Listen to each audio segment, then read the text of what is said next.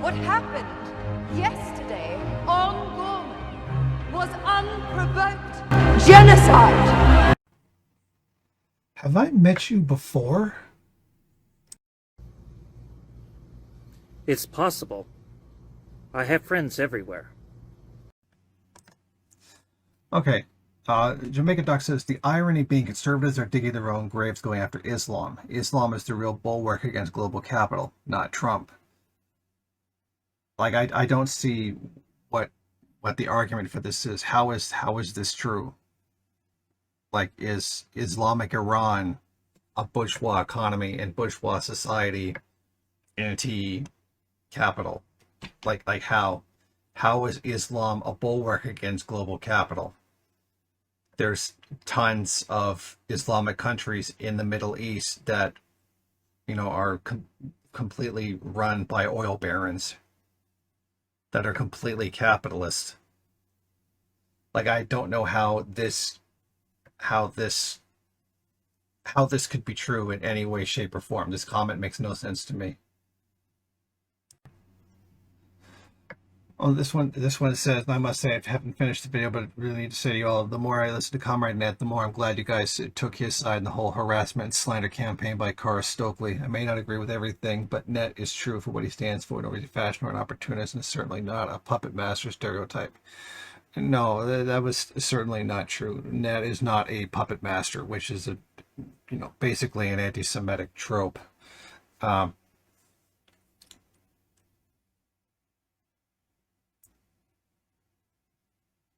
Net was being completely genuine in everything that he was doing, and he was just completely being slandered, and Stokely really was the reason why the MRN network fell apart. Dr. Abraham Weisfeld has this comment where he tells the story of a worker who had an infected foot, and he went to the doctor instead of going to work one day, and the doctor followed the party line and argued that since he could have come to the doctor, he could have easily gone to work, and then he refused him a permit letter for having missed a day of work. So he was arrested by a Communist Party commissar of the factory, and then after 6 months in prison, he was acquitted by a judge and granted an exemption from forced labor. That way, 180 days of labor was lost instead of 1 day. And he is right. And this is something that Stalin criticized about bureaucracy. Stalin very specifically did warn about this very thing happening. So it's not like, this shouldn't have happened, and this is frankly stupid and should never have happened. But Stalin did very specifically warn about this kind of thing happening and wanted people to combat this. And Dr. Weisfeld also says, Syria could not have been a counter-revolution since Assad Alawite nation state was not revolutionary. It even maintained a 1973 treaty with the Zionist state, even while its territory, the Golan Heights, are occupied. Now, that's true. The Assad government was not revolutionary. It certainly wasn't. But that's like saying it was revolutionary for the Israelis to kick out the British.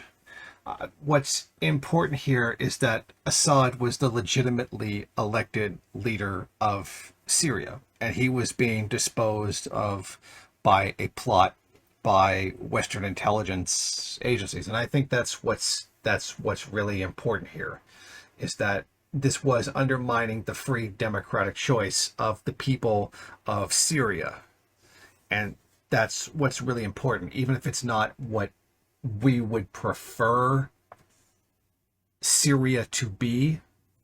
It's still their free and fair choice, and that overthrowing that really was a violation of their rights and their national autonomy.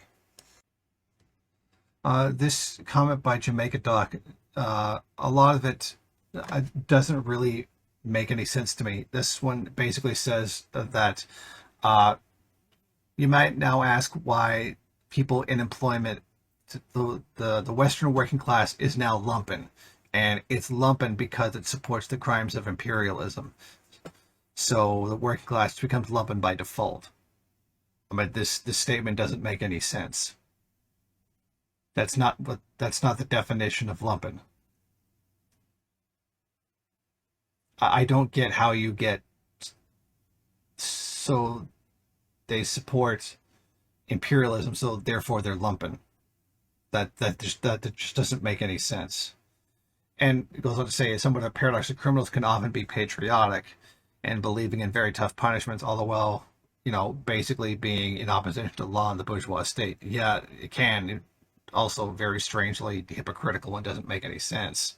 The lumpen can engage in grotesque displays of machoism, sexism, homophobia. Yeah, sure, they do. Very much so. And can have gaudy displays of status and wealth, like much of the gold chains that we do see in much of the lumpen, etc., and enjoy risky, violent ways of living while not engaging in political engagement in order to improve conditions of real life. So basically saying, yeah, the lumpen isn't just the lumpen, the Western working class reject communism, even though it might improve the conditions. Yeah, that's what he's doing is taking the statement that, oh, the lumpen can't be revolutionary while the working class still, because basically our stance is that the working class is not revolutionary, but the lumpen is. And he's saying, well, the lumpen is actually still worse than the working class, which he doesn't. He just basically points to very superficial things without noting that the propensity towards revolutionary thinking is more common among the lumpen than it is the working class, which is the whole point of this position to begin with. And then, there's a lot of other stuff here that like literally has nothing to do with anything. Reactionary aversion to socialism, embracing nefarious characters such as Tate, Brand, Conor McGregor, Joe Rogan.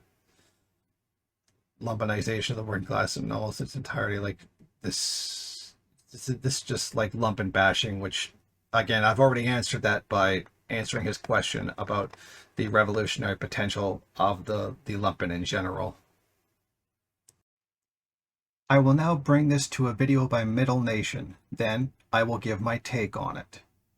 Where I said that Zionism is white supremacy with a yarmulke on, and that it's nothing but Yiddish for Western colonization. So of course I got a bunch of replies trying to correct me, saying that it isn't white supremacy, it's Jewish supremacy. See, this is them activating the built-in blame shifting mechanism, which is the whole point. You're literally pointing to the yarmulke as the reason for all this, the reason for the occupation, the reason for the genocide. And I'm telling you that is exactly why they put the yarmulke on in the first place. But either you don't get it, or you don't want to get it, or you don't want anyone else to get it.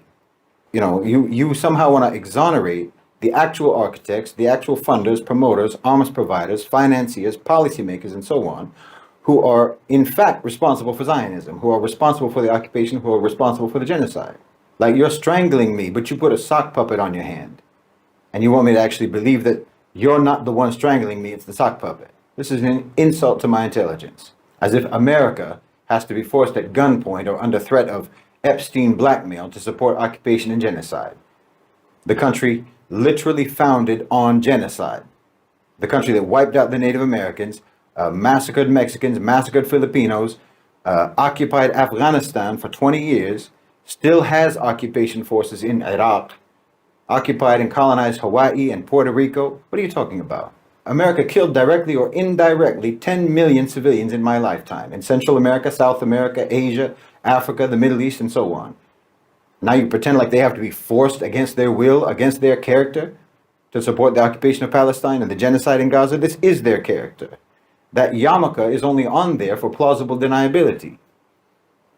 You'll say, oh yeah, but the Jews impose apartheid and segregation and unequal rights. Oh, you mean like every Western colonial project ever? So do you see why this is nothing but white supremacy and Western colonization? Don't be a fool. They just want to label it Jewish so that when the time comes, they can disassociate themselves from it and put it all on the so-called Jews. That little black cap, that yarmulke, is just marking who's going to take the fall. And believe me, when the time comes, you're going to see them swipe that cap off so fast it'll make your head spin. Or you'll probably see Ben Shapiro move to Utah and become a Mormon. Middle Nation is correct. Zionism is not Jewish supremacy. Zionism is white supremacy. But I think the whole world knows that this is not about Judaism. Everyone knows that this is the work of Zionism, and that Zionism is not actually a Jewish plot, but a Western colonial project. This is Rabbi Dovid Feldman. He is a part of the Neturei Karta, Rabbis United Against the State of Israel. This is a picture I made for Comrade Net upon request. Comrade Net can best explain what this means. So I asked Jason Unruhe to make this picture because I would say that Rabbi Dovid Feldman is King Solomon in our time. So the headlines of this video you're about to see go: Rabbi Dovid Feldman condemned the targeted killing of Al Jazeera reporters in Gaza, speaking during the march in New York City on August 12th, 2025, after a protest at the New York Times headquarters. Rabbi Dovid Feldman stated that the world deserves to hear the truth. He reinstated he re-insinuated that such attacks are completely against Judaism. That's such acts of killing, journalists that are part of Al Jazeera in Gaza is against Judaism. The entire state of Israel's very existence is also against Judaism. That's what Rabbi Dovid Feldman has always said, and he is the true King Solomon of our time. So, yes, we Jewish people have to listen to what he says about this. He's Neturei Karta. I don't have to agree with every, per se, heteronormal position that Neturei Karta takes, but I do have to treat them for what they are. They are the ones holding the actual tradition of Moshe Rabbeinu, which is the belief in a national revelation that happened not in Palestine, but on Mount Sinai, in the Sinai Peninsula. So, from the get-go, Judaism is a religion of diaspora. You could even say that diaspora will end exile, but, Galut is not the Hebrew word for just diaspora. It's the Hebrew word for exile, and that gets to nothing. However, we are not allowed to forcibly end the exile, according to the Sholosh Shavuot. And the Sholosh Shavuot is the highest law in Judaism because it reinforces the covenant of Moshe Rabbeinu, and the covenant of Moshe Rabbeinu is what the Jewish nation is basically founded upon. And even if it's all a story, it doesn't matter because the intellectual lecturing culture of the Jewish nation requires to be of peaceful people where, you're seeking intellectual pursuits. And the state of Israel's very existence and nature will never be this. Plus, Palestine is the ultimate country of peace because it is the country of Jews, Christians, and Muslims. It's the pan-Abrahamic country. It's also the country of the Samaritans. And that's another factor that has to be talked about, which I will bring up later. But, yeah, so Rabbi Dovid Feldman is speaking out, in this video, he's speaking outside the New York Times headquarters on August 12th, 2025. Rabbi Dovid Feldman stated that the world deserves to hear the truth, such as how why Judaism is against Zionism. So, yeah. In the same way, every single Catholic must listen to as well as respect the Pope, even if that Catholic disagrees with the Pope. Every single Jew of the Jewish diaspora must listen to as well as respect Neturei Karta rabbis, even if that Jew disagrees with the rabbis of Neturei Karta. We are marching here on the streets of New York City when we see once again another tragedy happening, another continuation of this mass murder and this genocide, where a crew of Al Jazeera reporters were intentionally assassinated. This is unacceptable. This is taking the freedom of speech. This is unfortunately targeting the truth. We in the free world deserve to have first-hand information on what is happening in Gaza in order for the world to be able to decide for themselves what they want for the future.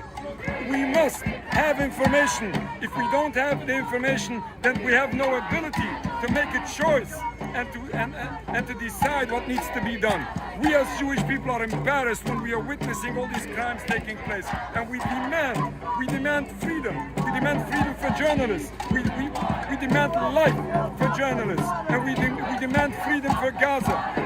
This genocide needs to stop. This starvation needs to stop. This targeted assassination of medical workers, of journalists, of little children, of innocent men and women. All of this is unacceptable. According to Judaism, this is a violation of our religion, and we demand an end to this entire occupation. And we clearly state that the state of Israel in no way represents all Jews. It doesn't represent the Jewish religion. Opposing or condemning these crimes or the existence of Israel is not anti-Semitic in any way. And the state of Israel, and we want to have peace, freedom, safety, and security for all.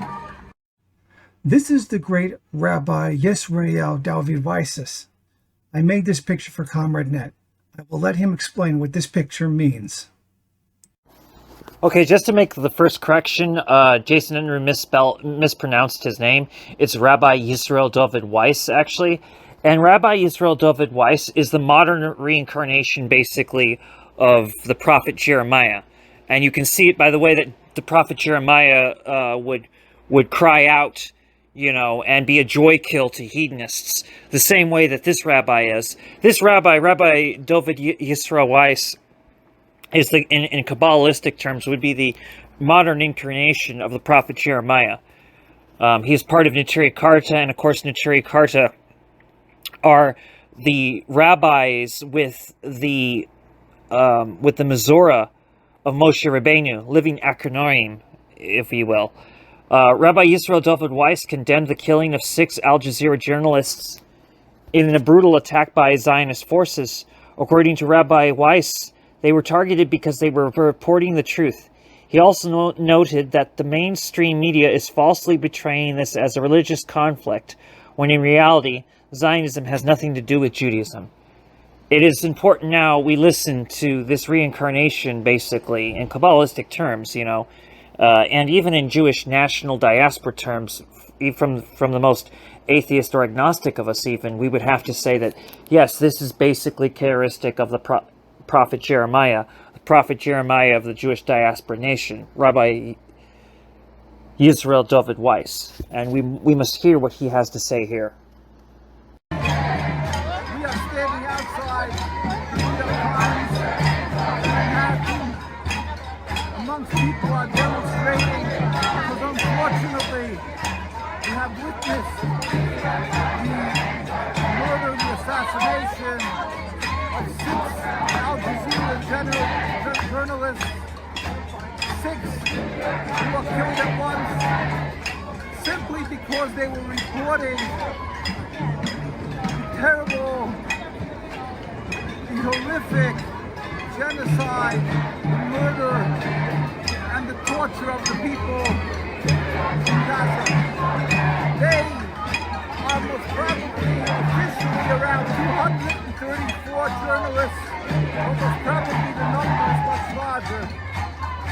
Unfortunately, we are here with the mainstream media, the New York Times amongst them, reports constantly as if there is a conflict between Judaism and the Islamic people, between Jews and Muslims, that there's a religious issue involved here.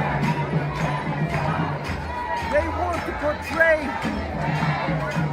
people in Gaza as evil because the Jewish people supposedly are being harassed and being threatened with their lives by the people of Gaza and Palestine and the Muslim world. But this is a blatant lie. Sometimes the news media writes this openly. Sometimes they write this in an indirect way, but that is what the culmination of their reporting is, that we have a religious conflict. Therefore, it's incumbent upon us, and we are standing here in front of the New York Times to plead with the world and let them understand that Judaism, the religion, and Jews true to the Jewish religion, all oppose the existence of the state. And we are clear in our articulating and explaining and elucidating that the state of Israel is a mere criminal entity. There is no other words for it. It is satanic. It is against God, against the Jewish religion, as Jews are forbidden to have their sovereignty. And Jews are forbidden to kill and steal. And Jews are forbidden to bring harm, especially to peoples from the Muslim world and the people in Palestine who embraced the Jews and gave them a home when we were suffering throughout the hundreds of years in Europe and the Crusades, Inquisition, and on and on. The New York Times is not doing its job, and either is the other mainstream media. We plead with the media, and we plead with the world. Recognize the truth. Zionism is just one criminal entity, a rebellion against God, a rebellion against their Jewish roots, against everything that we as Jews and our parents and grandparents throughout the generations have died for. These world leaders, you were given a lofty job, a mission, a mandate. Use it to stop immediately the carnage, the murder in Palestine. Anas al-Sharif, and going back to Shireen Abu Akleh, they died, they were assassinated for the reporting of what is actually happening in Gaza. Please see that they didn't die in vain. Stand up for the people of Gaza, save their lives, and you'll be saving the lives of humanity. The Jews amongst them who are being murdered, and the exacerbation of anti-Semitism that has been created clearly by Zionism, the falsification of Judaism, the incorporating Zionism into Judaism that clearly has caused death, suffering of Muslims and Jews together. Let's end this. Let us be free as it was. We got rid of apartheid. Let us end the existence of this apartheid, of this occupation called the Zionist state of Israel, so we could live once together in the Holy Land and around the world in peace and harmony as we've had for so many hundreds of years. Amen. This is another picture I made at the request of Comrade Net. This is a picture of Dr. Weisfeld. Net will now need to explain this picture. So the reason why Dr. Abram Weisfeld is being depicted here as the prophet Samuel is because Dr. Weisfeld particularly goes by the doctrine of the prophet Samuel concerning the state and the problem of the state, or more accurately, the problem of the king, which in this case would be the state, I suppose. The danger of having kings of Israel referring to the Jewish people, by the way, but also referring to the Samaritan people. The notion of the kings of the Torah nation was problematic from the point of view of the prophet Samuel. Because you could indeed have righteous kings, but what would stop those kings from becoming tyrants, and what would stop those tyrants from forming dynasties? And the very concerns of the prophet Samuel came to pass exactly as he was concerned with. So Dr. Weisfeld looks back at the prophet Samuel all the time. You know, he even gave out flyers to people showing what the prophet Samuel had said concerning kings. So the prophet Samuel saw kings over the Torah nation as wrong, basically. Only correct to do so in the sense that the people were demanding such a thing, but he saw and he foresaw the problem that this would cause. And what the prophet Samuel had suggested was going to happen as a result of these problems is exactly what happened. The kings became tyrants, those tyrants formed dynasties, and, you know, once a king starts to form a dynasty, he's a monarch. And monarchy is not okay. Monarchy has never been good for the people. Every successful king in history is one that is not a monarch. Every tyrannical king is one that forms a monarchy. Monarchies are formed out of these dynasties, and this in fact led to the Judean Samaritan split. This very problem. So, I'm going to now bring this to a video from the newer channel Torah Nation, which now this channel Torah Nation has on it the entire interview of Dr. Weisfeld speaking to the Samaritans. Now, as far as that channel Torah Nation goes, that's at the Torah Nation. The newer channel Torah Nation is not going to be making more videos. It was always going to be 10 videos. And the purpose of those videos for everybody who really should subscribe to that channel, the point of that channel is that that's a go-to place if you needed to present a example of Jewishness opposing Zionism and opposing the state of Israel.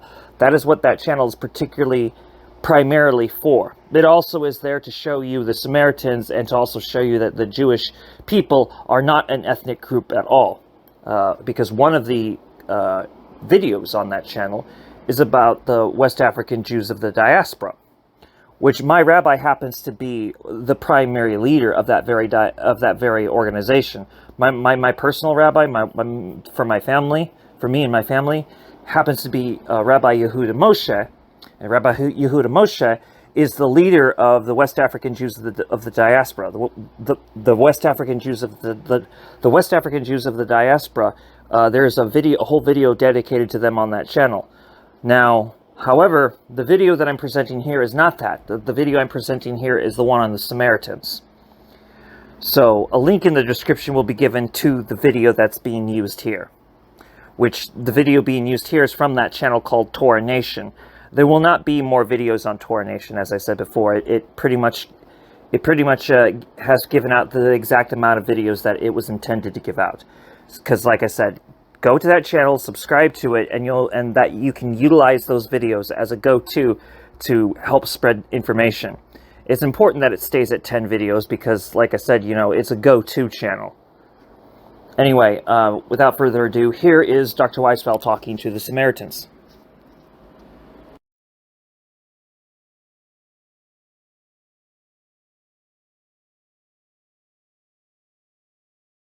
Yes, please continue. يبريك شيما ويشمارك يا شيما فانو إيلك ويا إنك يشا شيما فانو إيلك ويا شملك شالم يشتبى إلوهم لتقالى الله عد شمع إسرائيل. Oh, yes. أطيدا ما زي شمع إسرائيل. Yes. شيما إسرائيل شيما إلوين وشيما عد. זה רק את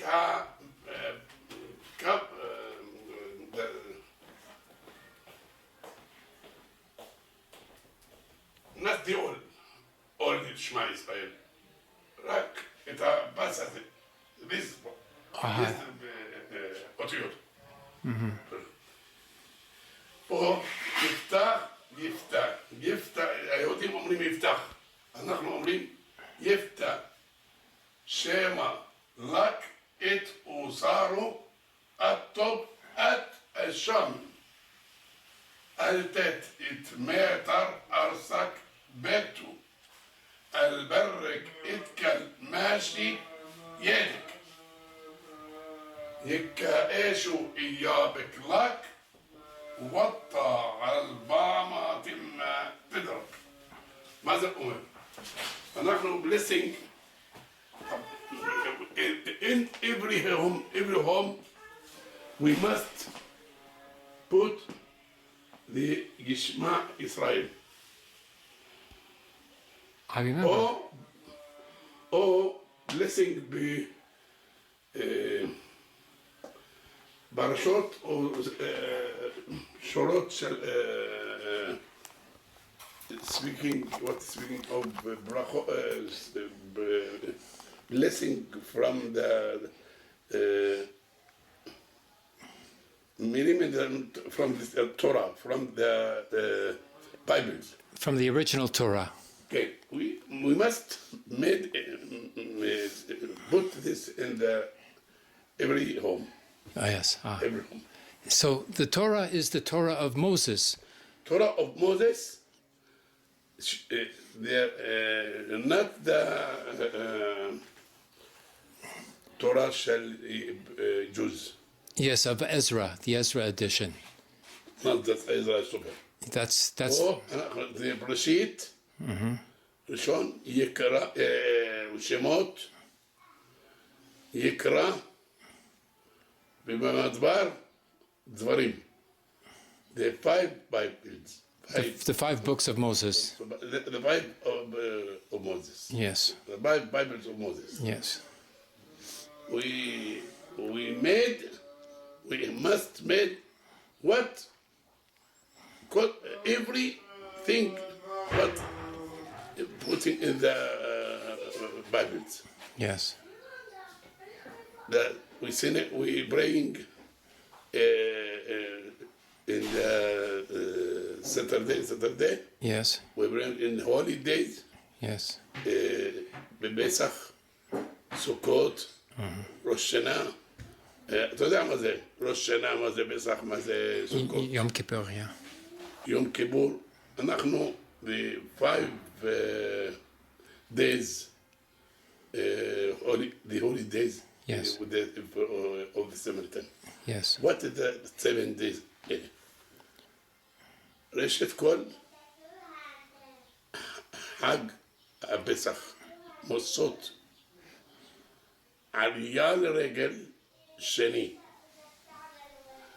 שלישית, מעמד הר סיני. מה זה מעמד הר סיני? שבועות. אחרי, after the Saturday of the Pesach, we numbers the שבועות. 7 שבועות פלוס יום מעמד הר סיני, מעמד התורה, יום הביקורים. Oh, yes. זה השלישי.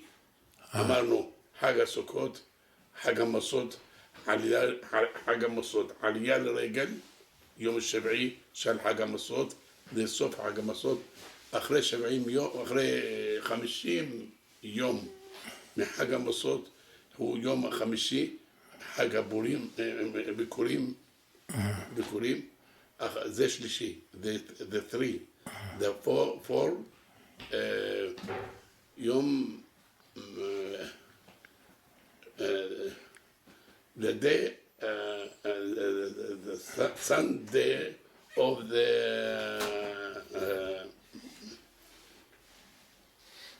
חודש השביעי,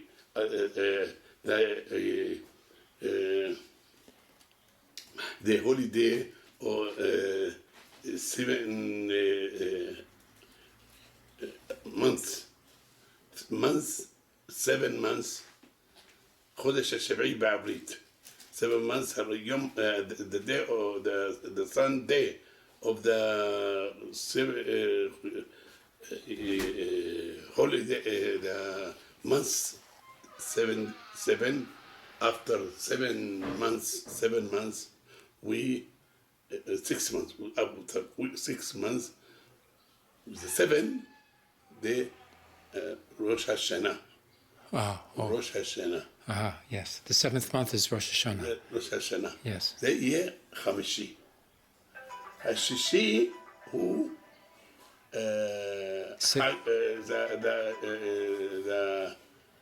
no. אמרנו חג המסות, חג עלייה לרגל, חג יום הביקורים, הרביעי, חג the Sunday of the month, 7 months. After that, יום הכיפור. Yes. The Samaritan bring. Yes. It's very similar to Islamic dress. Yeah, well, it's like more like the Turkish one, I think. It's the Samaritans' outfit when they go to pray. They wear like this. You know? Yes. You know why they wear? We call it like jubba. It's like a long dress. So when the Samaritans are like praying, they knee and they bow on the ground. Okay? Yes. It somehow looks so much like Muslims, right? When you Yes. pray, so sometimes they spend like more than 3, 4, 5 hours praying continuously. So they need something that is really comfortable for them while kneeling and bowing. Yes. That's why they wear like this. Ah. You know? That's why. But why this man is wearing green? Because this is the outfit of the high priest. To show yes. that he is the high priest. And when I say a high priest, I mean the leader of the Samaritans. Yes. Okay? And this is a picture of the current high priest? No, actually, the previous one, but there's a picture of the current one. Yes. So, okay. And for example, here we can record this is the Samaritan Sukkah, so the Samaritan tabernacle. It's a feast, by the way. And in this feast, Sukkot, that's right. And in this feast, they hang fruits. Can you see the fruits here? Yes. Inside their houses, but of course not the plastic ones. Yes. Real ones. And this is, for example, the map that talks about the Israeli wanderings in Sinai Desert for 40 years. Oh, there's a map of this. Yeah, actually, this is the result of the studies of the manager of the museum. He's a researcher, and he came up with this conclusion. And and his source of information was the Torah. Yes. The Samaritan's Torah. Yes, I've been reading little bits about, the passage of the wanderings, with Moses. And this is very important. Yeah. For example, like this is the place that they have been through 42 different stations while they were lost in the desert. And the most important thing that this is the place where they got the 10 Commandments at Mount Sinai near Santa Catherine. This is in... Mount Sinai near Santa Catherine. This is what I read. This is considered to be in Yemen now. No, in Egypt, in Mount Sinai. Oh, this is the Sinai. Oh, yeah. I read another account which said that Mount Sinai was here in Yemen. Yeah, but I think this is more likely. Actually, the majority, or let's say, the majority of Christians, majority of Muslims and Jewish, and the same thing for the Samaritans, it's on here, on Mount Sinai. Yes. I mean, as for me, for example, I'm From a Muslim, we believe yes, it's in from Mount what I Sinai. remember of, because when I was young, I was taught the Torah, to translate from Hebrew to English. Yeah. And this is, corresponds Yeah, to Mount what Sinai is like, the majority agrees on that it's on Mount Sinai. Okay, and what else can you here see? For example, this is the Samaritan's matzot. Do you know what I mean by the matzot? Yes. The unleavened bread. Okay, can you I'm just going to make a good copy of this map. No problem. This was 40 years of wandering. Yeah, 40 years of wandering in Sinai Desert. And then this is the end of the journey. Yeah, at Jericho. This is where Moses died. Nebosite. But Moses, he never went into Palestine. According to Samaritans, no. That's right. Yeah, according to the Torah, that's what I learned as well. I think, but no, there's others who say from other religions that maybe into nobody knows actually. Let's go back to what we know right now. Everything I'm telling you. This is matzah. This looks like khubz baladi. Yeah, actually, this is the Samaritan's matzot. Yes. And everybody use this bread and eat this bread. Yes, that's what I prefer when I eat bread. This is the maror, the bitter herbs. Oh yes, maror, yes. Yeah, but because it's here right now, it's not like a fresh one, but this is how it looks like. And it's very bitter, of course, because it's bitter. Yes. Okay, for example, here, Samaritan's alphabet. Can you see this one? Yes. This is ancient Hebrew. Yes. Ancient Hebrew, this is modern Hebrew, this is in English, and how the sound or the pronunciation of the letter. Like, for example, this letter is taf, shan, rish, kof. Can you see it? Yes. But I will just hint on something. Can you see this word? It means in. And can you see this letter? Yes. It has the shape of an eye. Oh, and that's yes. how the Samaritan's language works. Yes. Every single letter represents a part of your body. Yes. In your eyes. Here is kaf, your palm. Yud, your hand. And what is rish? We should saw it here. Rish is your head. Here is your head and here is your neck. Oh yes. Yes. And shin is your teeth. التفسيرات غريبة.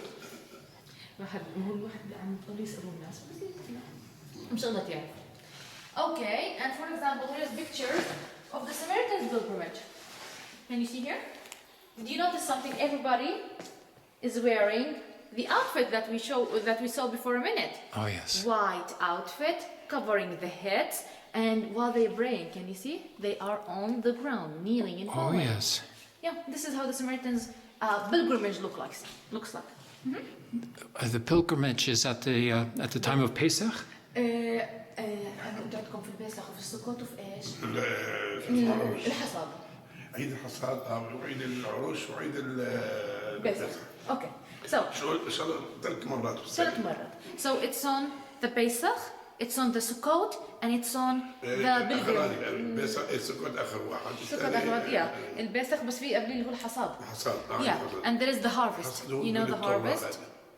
The feast of the harvest. It's not Shavuot. Shavuot, it's the harvest in English. So they pray on Passover and the Shavuot, the harvest, and on the Sukkot, the tabernacle. Yes, three feasts, 3 times a year they do the pilgrimage. Yes, and this is Isaac's altar. Yeah, Isaac's altar. Because the Samaritans believe that when Abraham was asked to do the sacrifices of Isaac, it took a place on Mount Gerizim. Not in Jerusalem, on Mount Gerizim. Yes. Yes. Okay. You can see this where you are the Mount Gerizim. Yeah, on the top of the Mount Gerizim. For example, here's a model. Here, sir. I'm like trying to show you the most important things here, but then we will talk, no worries. Here's the place where they do the Pesach, the Passover. The high priest would come here and sit with the priest, and he starts the prayers. And when he starts the prayers, everybody here, the Samaritans would be preparing the sheep, and they start slaughtering them. After slaughtering the sheep, they cook them from outside and inside, and you only have the flesh, the meat. Then, can you see these holes in the ground? This is like an oven. You set it on fire, it becomes very good for cooking. So you put the meat under the ground and you cover it. After like a couple of hours, you bring it out, and the Samaritans start eating the meat with 2 things: the matzot and the unleavened bread. The bitter herbs and the matzot, which is the maror and the matzot. Yeah, that's right. And they should eat very fast. And the Samaritans, this is the Samaritans' Passover, and it's the first feast and the biggest one, I think. And they should do it to remember their exodus, when they exited from Egypt and when they came here, and to be thankful for getting home or getting the Holy Land safe and sound. It's like a thanking feast. Yes. And this talks about the split of the 2 kingdoms. Maybe you know that the Samaritans and the Jewish used to be like one nation, but after the death of King Solomon, came to take the lead after him his son, Rehoboam. The son of King Solomon came with new rules and changes and etc. And one of the Israeli priests represented the majority of the Israelites, and these 2 had a discussion. The result of this discussion turned into a fight. And the result of this fight, the division of the Hebrew kingdom into 2. South Judea, capital Jerusalem. The leaders are Judah and Benjamin. And northern kingdom called Samaria or Israel, capital Nablus. And the leaders are the other 10 tribes. But I understand that the Samaritans never took authority from any king, that they refused to take authority from a king, and they refused to recognize either kingdom. Yeah, well, actually, I'm telling you, according to the Samaritans' point of view, you know. But the history of the whole Israelite, It's like the major thing, it's about the taxes, actually. The fight was about the taxes. They didn't want to pay higher taxes, so yes. They split into 2 different nations. And there's other pictures of the Sukkot. Yeah? Oh, yes. This is other pictures of the Sukkot. And what else can I show you? For example, this is the Samaritan's Torah. Let me show it to you. This is how the Samaritan's Torah look like. Oh, this is an actual Torah. Yeah. This one is 150 years old, and this one is about 3,000, where it's... I think it's more than 3,000 years old. 3,640 years old, I think. Yeah. Wow. This one is in their synagogue. Nobody can see it or touch it except the high priest once a year. He brings it out and he starts blessing the people with the Torah in order to get the blessing. This is one of the oldest versions of the Torah. This is the oldest one. Actually, that they have here. Yeah. Wow. And for example, they have these copies, but nowadays, if they want to read from the Torah, they have it like this. Yes. You see, a book. Yes. And everybody can read it, opens any chapter and start reading it. This is in ancient Hebrew, by the way. Yes. Samaritan's Torah in ancient Hebrew. Yes, this is the ancient Hebrew. Wow. Well, I think the Excellent. Jewish Torah, it's in modern Hebrew. Yes. So this is one of the differences as well between Samaritans Yes, and I Jewish. learned in modern Hebrew. Yeah. And there is the basic or the major difference between Jewish and Samaritans is the holy place. Jewish believe in Jerusalem, Samaritans believe in mountain Gerizim. Yes. Okay, what else can I tell you about the Samaritans here? Like this now. Yeah, this is the current high priest. Uh-huh. He is 83 years old and he is like the leader of the Samaritans. We'll just talk a bit here. Now I'm gonna talk about the Samaritans' origin. Here, we have like the track of the generation started from Adam to Moses, but we will start from Abraham, okay? They started from like Abraham, Isaac, and Jacob. From Jacob, the 12 tribes, the 12 sons of Jacob, or the 12 tribes of Israel, who are the Jewish and the Samaritans. Okay, and after... From which tribe are the Samaritans? Nowadays, from Levi and the 2 sons of Joseph. Ephraim and Manasseh. So the Samaritans you meet today, they must be descendant from Levi or from the 2 sons of Joseph, Ephraim or Manasseh. عمو انت من مين؟ أنا من إفريم. From Ephraim. لطيف يعني؟ لطيف. So like you can see, you're gonna meet a lot of Samaritans who are Levites, I mean priest family, Yes. and others who are from the 2 sons of Joseph. Now I will just hint on something which is very important, that the Samaritans have a leader.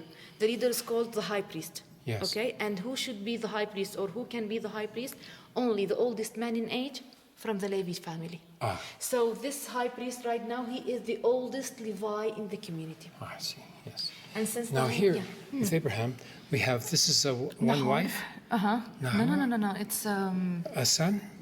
no, actually, this is like we will just focus on here. Abraham, Oh, then yes. Isaac and Ishmael. Muslims Yes. from Ishmael, Jewish, Christians, and Samaritans from Isaac. Yes, okay. Ishmael is the first son. Yeah, the oldest one. That's right. Yes, The first one. That's right. yes. And in the Torah it says that God made a covenant with Abraham for all of his descendants, without distinction between Ishmael and Isaac, Of course. both together. Yeah. Because that's why, sir, we believe that Christian, Muslim, Jewish, Samaritans, we are all the sons of Abraham. Yes. That's right? Yeah. Like our father Abraham. That's why we called it our father Abraham. At the end of Yes. the day, we are cousins. Yes. احنا بالنهاية كنا أولاد عم صح يا عمو. I am named after Abraham myself. Yeah, you're Abraham, Yes. and I am Marwa. Nice meeting you. Okay, this is the track of the generations of the high priests. They started to count from, or they started to, the track of the generations starting from Eliezer, the son of Aaron, till today. They have 137 generations of high priests. Yeah. Oh, yes. And maybe you will ask, like, why the Samaritans know about their history that much? That because of the number of the years they have been living in the Holy Lands, and we are talking about 3,654 years. I'm gonna show you the Samaritans calendar. 3,654 years. عم انتوا بلشتوا 55 أنا 55. هلا بلشتوا 55. Okay, so recently they started like 3,655. Yes. Like they had the new year. Yes. Okay, but this is the number of the years they have been living in the Holy Lands, and this is how the Samaritans' calendar looks like. They start to count from day 1 in the Holy Lands till today. Oh, yes. So like how the Jewish and the Muslims and the Christians have their own calendar, Samaritans are the same case. Oh, wow. Okay, what else do we have to talk about? Yeah, for example, the Samaritans' religion is about believing in 5 principles. You should believe in God, one and only. You should believe in Moses as your prophet. You should believe in the Torah. And by the way, when I say the Torah, I mean the first 5 books of Moses. Yes. Genesis, Exodus, Leviticus, Numbers, Deuteronomy. Yes. Okay. Number 4, Mountain Gerizim as the holy place. Yes. They believe that this is the holy place for them, of course. And the last principle is the day of judgment. They believe in hell and heaven, of course. Oh, yes. يوم البعث. يوم البعث بالضبط يوم القيامة. Okay, and let's talk a bit about this painting because it's very important here. But before that, can you guess what it is? What is that? This is the Samaritans' mezuzah. Are you familiar with the word mezuzah? Yes. Yeah. This is a verse from the Torah. For example, this is Shema Israel. Oh, yes. And, He showed it me in his house. He showed in me. his house. Did you notice where he is hanging Every it? house. Above the door of the house. Oh, this was inside the house. And for the Jewish, at it's the on the synagogue, side. I saw it was above the door. Yeah, Yes. in every single house they have it above the door. While I think the Jewish But it's on also the above the side. door. above the door. Oh, yes. The Jewish on the side. Yes, It's the like a others. small scroll. You That's just touch right, it, yeah. but for the Samaritans, a stone above the door. The shops, the houses, everything. Everything. These are archaeological diggings? Yeah. Mostly like has to do with the Samaritans. عمو بتقدر تقرأ له شما إسرائيل؟ مش Okay, he will read for you this verse which is Shema Israel. You will hear it like in ancient Hebrew. Okay.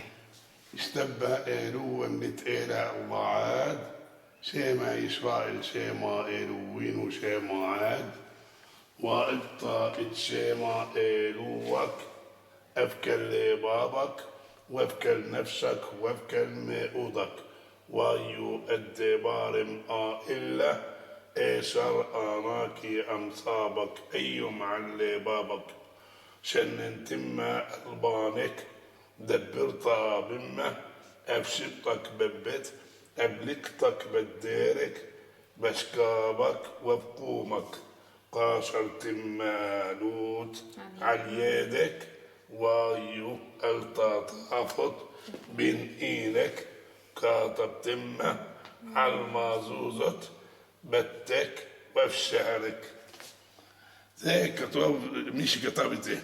Yeah. This is like written in ancient Hebrew, and did you notice how it sounds? It's different from modern Hebrew. Yes, it does. Different. Yeah. Different, of course, different. because this is ancient Speaking Hebrew. different. Yeah, of course, in a different way. Okay, I will just talk about this. تقرأيها هلا اليوم. والله لا مش حافظها بس بتابع شوي مثلا بين إينك وهذا وفهمت شو معناها. Okay, so this is about the blessings and the cursings of the two mountains of Nablus. This is Nablus, okay? In between two valleys. It's in the valley between two mountains. Here, the northern one, the southern one, which is Mountain Gerizim, and the other one is Mountain Ebal. Now, according to Samaritans, when the Israelites came to the Holy Lands, they came to Shechem, to Nablus. And half of the tribes, you know about the 12 tribes of Jacob, half of the tribes... It was called Shechem at that time, or Salome? No, The Canaanite name was Salome. Yeah, but the name was like Shechem, I think. No, But before Shechem, it was in the Canaanite. شكيم اسمها كان شكيم. بس قبليها ايش كان اسمها؟ ما بعرف انا. لا هي اسمها شكيم هي اساسا الاسم القديم تاعها سماها يعقوب شكيم لان هي على كتف. Okay, so I'm gonna talk according to Samaritans what they say about the name. It's called Shechem. Shechem means the shoulder, and it was named. Who named it? Yeah, Jacob. Jacob named Nablus as Shechem. Shechem, which means the shoulder of Mountain Gerizim. So now you know the meaning of Shechem. Okay. The shoulder of Mountain Gerizim. So half of the tribes stood on the top of Mountain Gerizim, and the other half on the top of Mountain Ebal. Now, these who were here, they were blessing the people of Israelites who are following the rules of the God and the Torah. Yes. But the others on Mountain Ebal were cursing anybody who doesn't follow the rules of God and the rules of the Torah. That's why Mountain Gerizim is called the blessed mountain and Mountain Ebal is the cursed one. Oh. This is like the reason because the What was exactly the difference between the two? Why were they making a curse? It's just about Can't our she know what we is speaking, but I am not speaking well. Yeah. هلا okay, the major thing is that these two, these tribes were trying to say something or deliver like a message for the Israelites that if you followed the rules of the Torah and the rules of God, then you are in the safe side. But the blessing took the place here. Yes. Okay? And the curses were from the other mountain. And it seems that because the blessings were from here and the curses from here, so the mountain was affected by the blessings and the other one by the curses. But I wonder why were they cursing? Cursing because if anybody doesn't follow the rules of the Torah and God, he will be cursed. Oh, so they took a different perspective. Yes. مش معنى انه هذا ملعون الجبل لا بس هو هذا عشان صارت من عنده اللعنه انتوا صرتوا تآمنوا انه هو مكان اللعنه هذا مش ملعون مكان اللي صارت اللعنه من هيك وضحت له على فكره عشان تكون عارف يعني بس انه كانه تاثر هلا مثلا كان حسن شو بيحكي بصير يقول انه عشان هيك هذا الجبل مبارك بتلاقي فيه شجر بتلاقي فيه مي هذاك الجبل لانه ملعون ما فيهوش لا مي ولا فيه شجر انا مفهوم قرأت يعني خلص اوكي انا طبعا اي شيء بنحكى لي بحكي زي مفهوم الخاص هو انا بقول هذا مش معناه انه جبل لعنه انه هذا بس لانه هو البركه صارت من هذا الجبل وهذاك اللعنه تمام يعني he's like trying to emphasize on a major idea that maybe the names of like this is a blessing one and this is a cursing one because the blesses happened here on this mountain and the curses happened from the other mountain. But that doesn't mean like it's 100% cursed or this is, you know what I'm trying to say? But why the Samaritans believe this is the blessed one or the choose one, because there's the verse in the Torah said that God created the blessed on Mount Gerizim. That's why they believe it's the blessed one and the place for the Samaritans, okay? Yes. This is ما خلوش شيء الا صلحوه حتى الصحراء خلوها خضراء مش معناها نفس الشيء نقول على لعنه لانه ملعون لانه بيشتري شجر ولا انا والله هيك بس ما بحكي لا بس شوف انا ما حكيت له هيك، انا حكيت له بالطريقه يعني المهم انه عشان البركه صار من هذا الجبل فانتسب له كانه، اما هذاك صار من عنده اللعنه فعشان هيك صار اسمه زي شو جبل اللعنه على اساس انه اللعنه صارت بهذا المكان. مفهوم عمو تمام. اصلا يعني حاجه دخلت من هذاك الجبل بس كان في الناس الثانيين بقول لك يعني ما دخلش في ناس من عند الشعوب This is a very beautiful sculpture.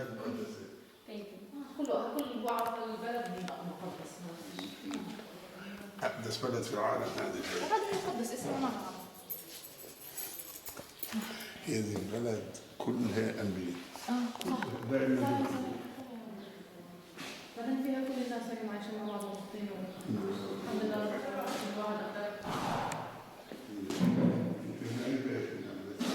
انا عمري زارتكم دار زرقاء كنت مروان. نسيت مظبوط. تسلم عم تعيش. ما في كان. وسام مش شلون في المعتدى بدي يحطوا لي بس الكهرباء. If you want anything, you can call me. If you want anything, you can call me. I want to return to the home. Okay. If you want to eat, you must. To the restaurant there, yes, I saw. But yes, so that's why I brought the exhibition to them. So this too. This is looks like writing in ancient Hebrew. Yeah, it's like an ancient Hebrew and Greek. And Greek. Because the Samaritans, when they were living here, they witnessed every empire came here. Yes. So definitely they had left something like, you know, a kind of a mark or an evidence that they were here. Yes. Okay, so how about like you have a look around and that will be like telling you a bit about the Samaritans. For example, that the This is Samaritans... a tomb. This is for burial. Yeah, that's right. Yes. They used to put like for like little babies sometimes, and sometimes for the remains of someone's body. You know what I'm trying to say? What I heard at the museum is that after a person was buried, what remained was their bones, and then their bones were reburied in a box like this. Some people used it for kids, and some others for, like you said, the remains. The remains of the bones of this man. They used to put it here. Yes.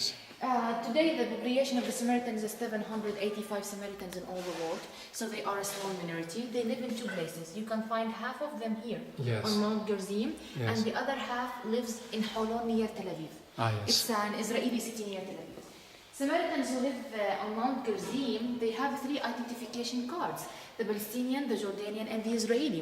So they are a special case. Do you know why? Because in Palestine, they can study, they can work, they can live. And the same thing in Israel. If anybody wants to work or anybody wants to live. So they have a high degree of freedom. Yeah, it's somehow, yes, like this. And I think the major reason for this kind of specialty is that they are a minority. Yes. Yeah, and they are like more, like 785. They're not that much big. That's right. But the rituals, the religious rituals should take place here on this mountain, on Mount Gerizim. All the time they like all cousins and relatives and all that. But recently you can find like there is Jewish ladies who married to Samaritans or Christians married to Samaritans, and that because they don't have enough girls in the community. What I mean, not enough girls, that there is a lot of men while there is not enough women. So instead of marrying a Samaritan lady, they married from Jewish or from Christians, but they put a condition for the marriage, and it's conversion. That ladies should become Samaritans before the marriage. What about Palestinians? Do they ever marry with Palestinians? No. Otherwise, they have like 2 Muslims from Azerbaijan near Turkey, not even from Palestine. No. And even the Christians are from abroad, not from Palestine. They are from Ukraine. I It's think. very difficult marriage in Israel. There's only marriage by Orthodox rabbis. Yeah. No, It's- actually, for us, for example, I'm a Muslim and I work here, and for Muslims, ladies should marry Muslim men. It's like something in our religion, so it's not an easy thing. Yes. So the Samaritans are specialists in astronomy. Yeah, they pay a lot of attention to it. Yes. And astronomy, and what is the other science that you mentioned? Astrology. Astrology. Yeah, someone has to do with the signs, someone has to do with the names. Yes. Like the movement of the moon, and others about you have a good fortune and Yes, yes. This book is 450 years old. And it's written in Arabic. So Arabic is another language of the Samaritans. Yeah. But the religious language is ancient Hebrew, and Yes. they practice it in the Sabbats, in the ceremonies, while they're praying, while they're reading the Quran. Yeah. A history book. Yeah, history book. So we are talking about like more than 3,000 years. This staying is very in the same important. location. I wonder if it's translated. I don't know. Yes. And these are coins from the various empires? Yeah. From different lifetimes. Yes. Thank you so much for your You're so explanations. welcome. You're so welcome, It's, sir. it's very important with the work that you are doing here. Yeah, thank you so much. Actually, it's a good thing, Yes. to deal with people from different religions and different cultures. It's Oh, yes, you are preserving you were- history. yeah. It's like you exploring the world. Yes. Yeah, it's a good thing. Did you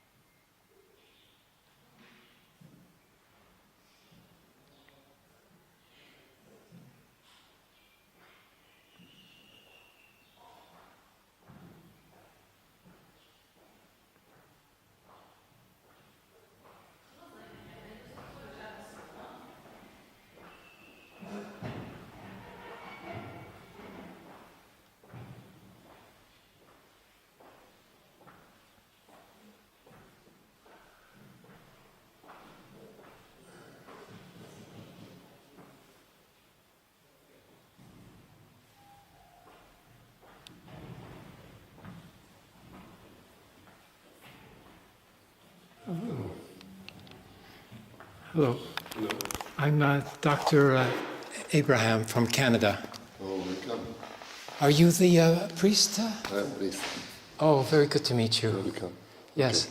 I was going to stay for Mincha Marev. YouTube? Yes, I am. What the many YouTube media? I make videos of everything that I learn, and I put it on YouTube for other people to learn also. يعني كان هو بيسجل ايش بيتعلم من الناس وبحطهم على اليوتيوب عشان الناس اللي مش سامعين عنكم يعرفوا او مش سامعين عن اماكن معينه فبصور وبحط بس يعني خلصنا حكي يعني فمش عارفه اذا بدك يعني غطينا حتى التيم وهذا اي شيء بدك تحكي I am raised in Orthodox Judaism. Orthodox. Yes, my parents were from Poland. My mother was from Warsaw, and the first language that she spoke with me was in Yiddish. Yiddish. And then I worked in translation of the Torah from Hebrew to English at Talmud Torah. I'm showing the Torah.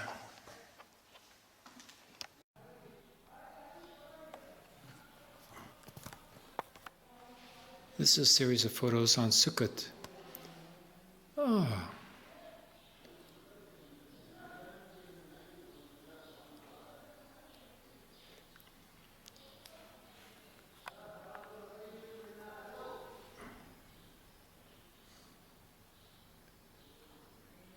Sitrog.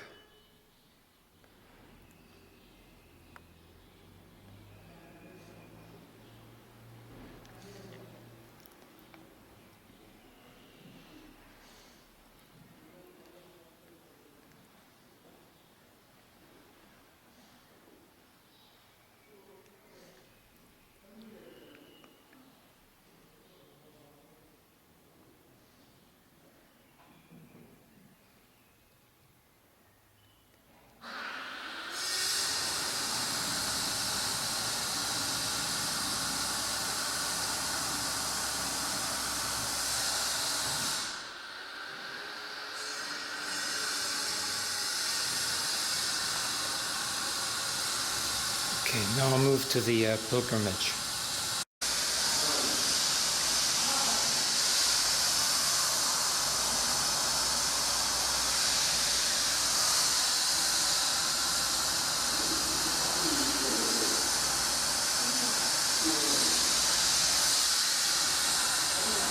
That is at the top of Mount Gerizim, which is Isaac's altar, where Abraham took his son.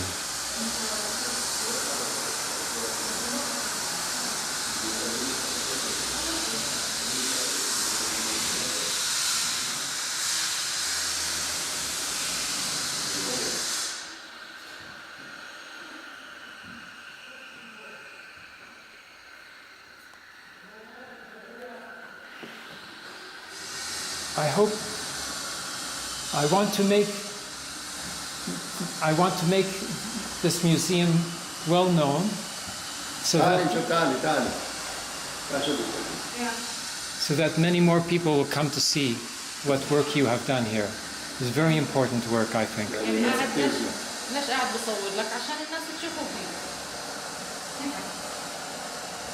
Yes. This is a shofar. Yes. A very Jewish or Christian? No, me, I'm Jewish. Jewish. Yes. Okay. Yeah. But I am living in Nablus with the Palestinians. I work as a volunteer with the Tanwir.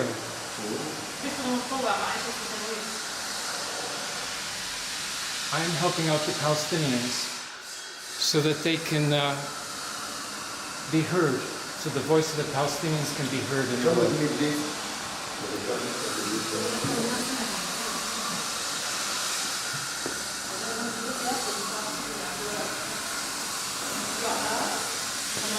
You know what this?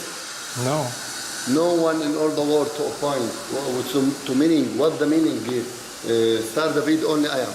Oh. Yes. Yes. Here, Shem, Yes. Kadesh, Hebron. Yes. The Arremaklat, you speak Hebrew? No. Little Arremaklat, this is shelter. Shelter. Yes, and here remote, Golan, Mossad. You can't see here, this is the Triangle. Triangle, triangle. Yes. Kadesh, Hebron, Shechem, triangle. Golan, Mossad, remote, triangle. Together, this is Magen David. 1, 2, 3, 4, 5, 6. Yes. 1, 2, 3, 4, 5, 6. Yes.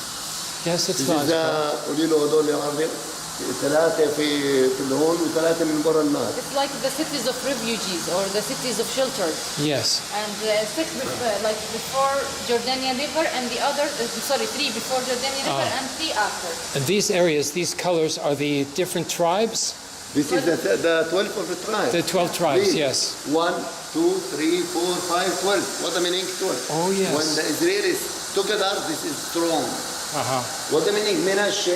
Because we took here half and here half. Yes. It's like the mutual area. Yes. What the meaning again? This is strong. Yes. Okay? Yes. I explain. Only no one in all the world. I am explaining this. Yes. And here you can see. Okay? Yes, this is... This is when the Israelis حكيت له انت على except from Ramses, we go to Sukkot between the Mediterranean Sea and the Lake of the Bedouin, and we return to Egypt.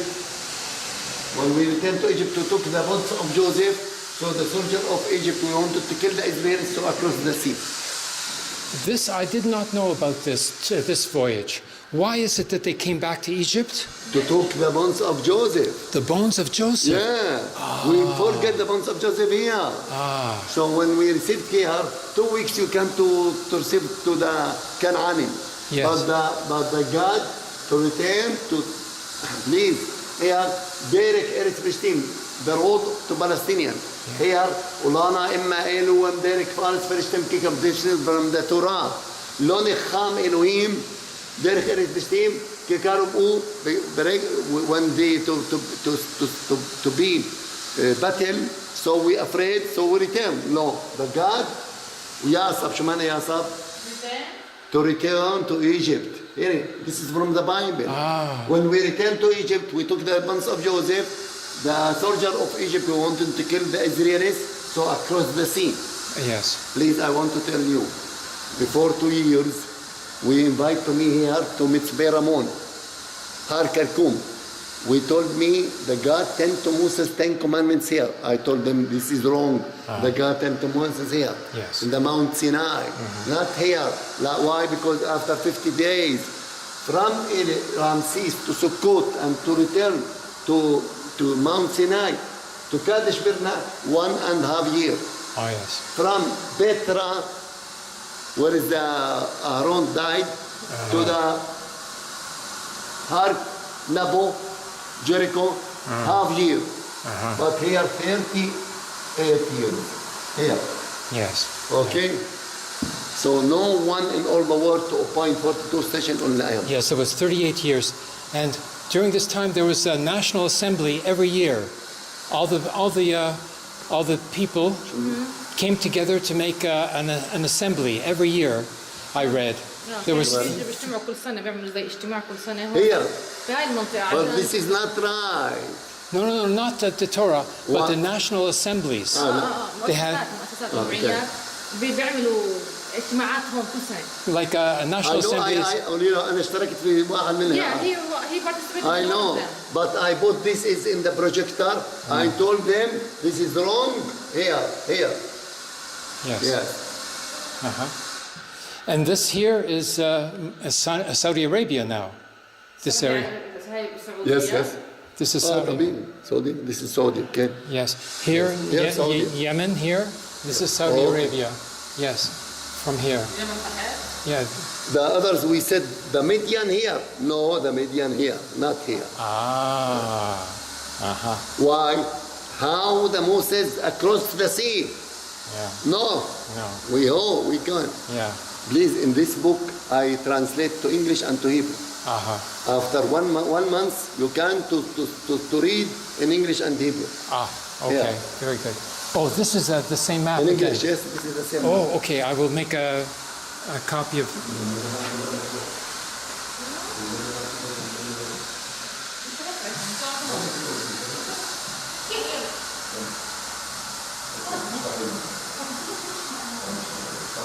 Hello.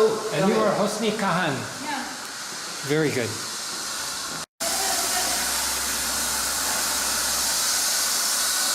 Yes. قولي له هو هذا المتحف صغير عماله بده يبني متحف بكلف $5 ملايين. Okay, actually, this is like the current museum, but he's planning to make this one, which is gonna cost like around $5 million.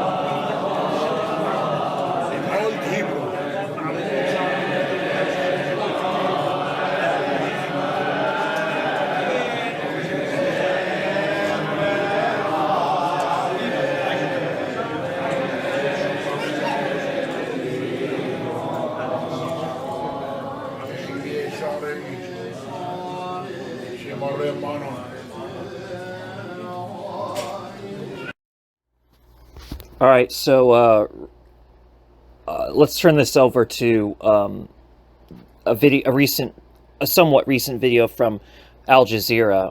Hamas accepts new ceasefire proposal mediated by Egypt and Qatar. I'm sorry for the stuttering. I'm sorry that both me and Jason have been stuttering throughout. You know, like when we get to the editing process, we kind of want to get to the fifth one. So right now we're doing the fourth one, and we're just under a lot of stress right now. So like I hope the quality is good in spite of us having difficulty doing do-overs. But this video, watch this video, and I'm going to give my take on it after it's done. Egypt's President Abdel Fattah al-Sisi has met Qatar's Prime Minister and Minister of Foreign Affairs Mohammed bin Abdulrahman Al Thani in Cairo.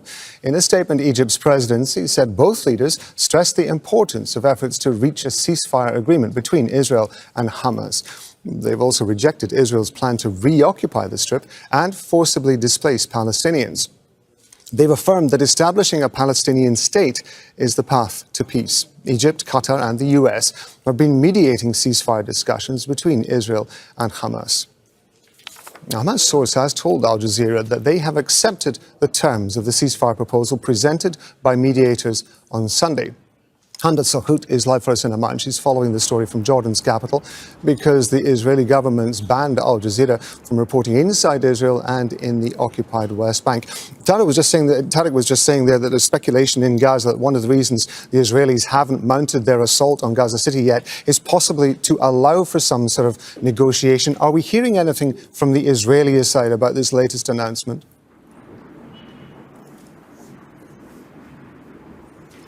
Well, this news just coming in that Hamas has reportedly agreed to a partial ceasefire proposal. It's worth mentioning that these discussions happening in the Egyptian capital under immense pressure and a lot of scrutiny to try and scramble to get some sort of deal together to stop the fighting. It's worth mentioning that in the last several days in Israeli media, there have been talks of Netanyahu reportedly willing to have some sort of partial deal, meaning not a total and complete end to the war, but a pause in the fighting, saying that he would lean that way if it was in Israel's best interest. But Netanyahu had outlined several different things that he wanted if there were to be an end of the war. And in fact, just around a week ago, he released a list of 5 different bullet points that Israel would need to end the war, that his goals and objectives were no longer 3, that they were 5. And of course, among them was the removal of Hamas, something Hamas says is simply not going to happen. So while all of this is ongoing, you have members of Netanyahu's government who are against any sort of partial deal, who have said from the very beginning, since the last ceasefire deal collapsed, that there shouldn't be any more partial deals moving forward, that Israel needs to carry on with the expansion of its military action. But right now, there's still no official response from the Israelis. Hamda, thank you very much indeed. Hamda Sahut there talking to us from Amman. Okay, so it's too soon to say for sure whether this is going to really amount to anything or not. But one can appreciate the honesty that certain people within Egypt are taking about this and not trying to make it sound like, oh, we've definitely got this under control. They definitely have a good memory on this. And it is interesting to see Egypt take a step forward at all, because Egypt has pretty much just let the state of Israel do whatever the state of Israel wants to do. So, like, I don't know for sure if Egypt can be trusted, but at the same time, it's not as if being real here, the majority population of Egypt is in solidarity with Palestine. It just so happens that the government of Egypt kind of tends to bow down to the state of Israel. What is needed is militias, more militias that look like the former PLO before the stupid Oslo death sentence occurred, and more organizations that look like Hamas and Hezbollah. We need more, but we need militias to protect the Palestinians. We need the militias to help fight off the state of Israel. Israel was weakened, by the way, with that little spout between them and the Islamic Republic of Iran. Israel is not invincible as a country. And yet everybody's like, oh, well, it's too late for the Palestinians now. No, it's not. Again, the state of Israel, just like before, is dependent on the life support of Western nation states to empower it. So actually, you cut off that empowerment. You either A, look the other way when these militias and pro-Palestinian groups, protect Palestine and fight off aggressively and violently the Hebrews that call themselves Israelis. Or number 2, you basically deputize their right to do so, which number 2 is a lot better. But at the same time, number 2 could be seen also as a way of discrediting, because why should we be trusting the nation states? There's a serious difference between nationalism and nationality. Nationalism is the ideology of the nation state, started by Georg William Friedrich Hegel. It's bullshit, because a nation is not necessarily a country. Although a nation may have a country, a nation is not the same thing as a country. And statehood is when the people or inhabitants of the country become basically the subjects, the indentured peons. Serfdom. Serfdom still exists because statehood still exists when you really think about it. And I mean, I could go on and on, but there's a serious difference between nationalism and nationality. If you want to define nationality, you define it the way Dr. Weisfeld does, which I define it the same way, actually, and actually so does every Buddhist, so does every Demarchist, for that matter. But the definition of nationality is national identity, but the definition of nationalism is ideology of the nation state. the ideology of the nation state is always systemically going to go into fascism, even of the more progressive-like countries. The nation state is a fascist concept. You could say it's proto-fascist, but like if you look at it a certain way, is it true that fascism is really capitalism in decline? Or is it that both fascism and capitalism are kind of separate, but they're both actually rooted in colonialism? Both Marcus din Jamal and Shabazz din Jamal projected this idea into the Denmark. So, and the Denmark is less about the people who wrote it and rather the writings that they wrote, so that you have a foundation for the Denmarkist theories. And remember, the goal of the Denmarkist theories is not that there should always be Denmarkism, but that eventually something better than Denmarkism will come about with better ideas. The notion, of course, being there's communists, anarchists, and socialists. And socialists, we needed our own dialectic, a dialectic that is better than Marxism. Now, of course, Jason doesn't agree that it's better than Marxism, but I do. Hence why I'm a Denmarkist and not a Marxist. I'm a socialist, not a communist. I'm a Denmarkist, not a Marxist. You can understand it in that way. Anyway, though, this is the here and now from Dr. Weisfeld. It's a lot better, in fact, than the one from the previous video. Not that the one from the previous video is not good. It is. But this one's even better. And Dr. Weisfeld addresses what our allies Hamas must do. If you do not perceive the fighters, Hamas, if you do not perceive Hamas, which is more than a militia, just so we're clear, but if you do not perceive Hamas as your allies in the struggle against Zionism, you're an Islamophobe. And if you're an Islamophobe, you have no place in the struggle, period, and destroy it. That's it. All right, now, let's get on with the here and now from Dr. Weisfeld. And here and now, I am present. I am Dr. Abraham Weisfeld of the Political Science Department at the University du Québec Montréal, and I'm a specialist in political philosophy and in the analysis of nationalism versus national identity. Again, national identity versus nationalism. That is to say that the two are not the same. Nationalism is the ideology of a state, of a nation state, like the Zionist state of Israel, and national identity is Jewishness, of the Jewish people. Not the same. Fundamental distinction to be made. Now, this distinction was found in the differentiation between the two political movements, one, Zionism, and the other, amongst the Jewish people, being the Jewish Bund.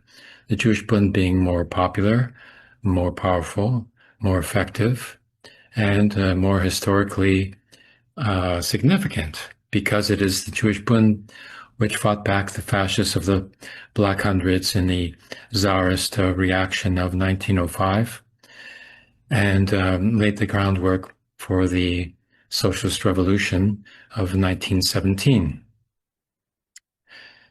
Now, what we are experiencing now is similar to what we have here in the background. This is the partisan militia of the Warsaw Ghetto. These are Jewish partisans, otherwise known as terrorists, according to the Nazi occupation. And we have the same phenomena now, in which Hamas is being called the terrorists by the Zionist regime, which is becoming more and more fascistic. But it is split. There is a significant opposition internally and internationally, which is not the same at all as what happened during the Second World War, during the Holocaust. When the Holocaust was taking place and when it was being prepared, there was no support for the Jewish people outside of the Jewish people. There was a mass boycott campaign organized by the Jewish labor movement, especially in New York City. And this was betrayed by the Zionist movement, in particular the left Zionists, who made deals with the Nazis in order to save their members. Specifically, 60,000 members were allowed to leave Germany with a large proportion of their properties transferred to Palestine to form the first foreign investment into the Zionist economy from Nazi Germany. And this helped not only Nazi Germany in terms of exchange, but also the nascence of the Zionist regime, militias, and basically the terrorist militias of the Zionist movement in Palestine, who were fighting against both the British occupation and the Palestinians, Palestinian presence as some indigenous First Nations, who in large part are derived from the ancient Israelites. Now, what should Hamas do? Okay. Hamas, Islamic Jihad, Popular Front for the Liberation of Palestine, Salahuddin, all the militias must not give up their arms. Otherwise, what will happen is this.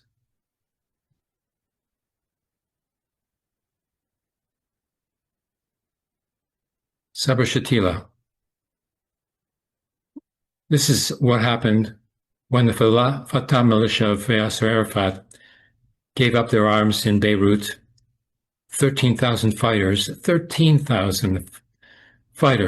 gave up their arms and left with Arafat for Tunisia,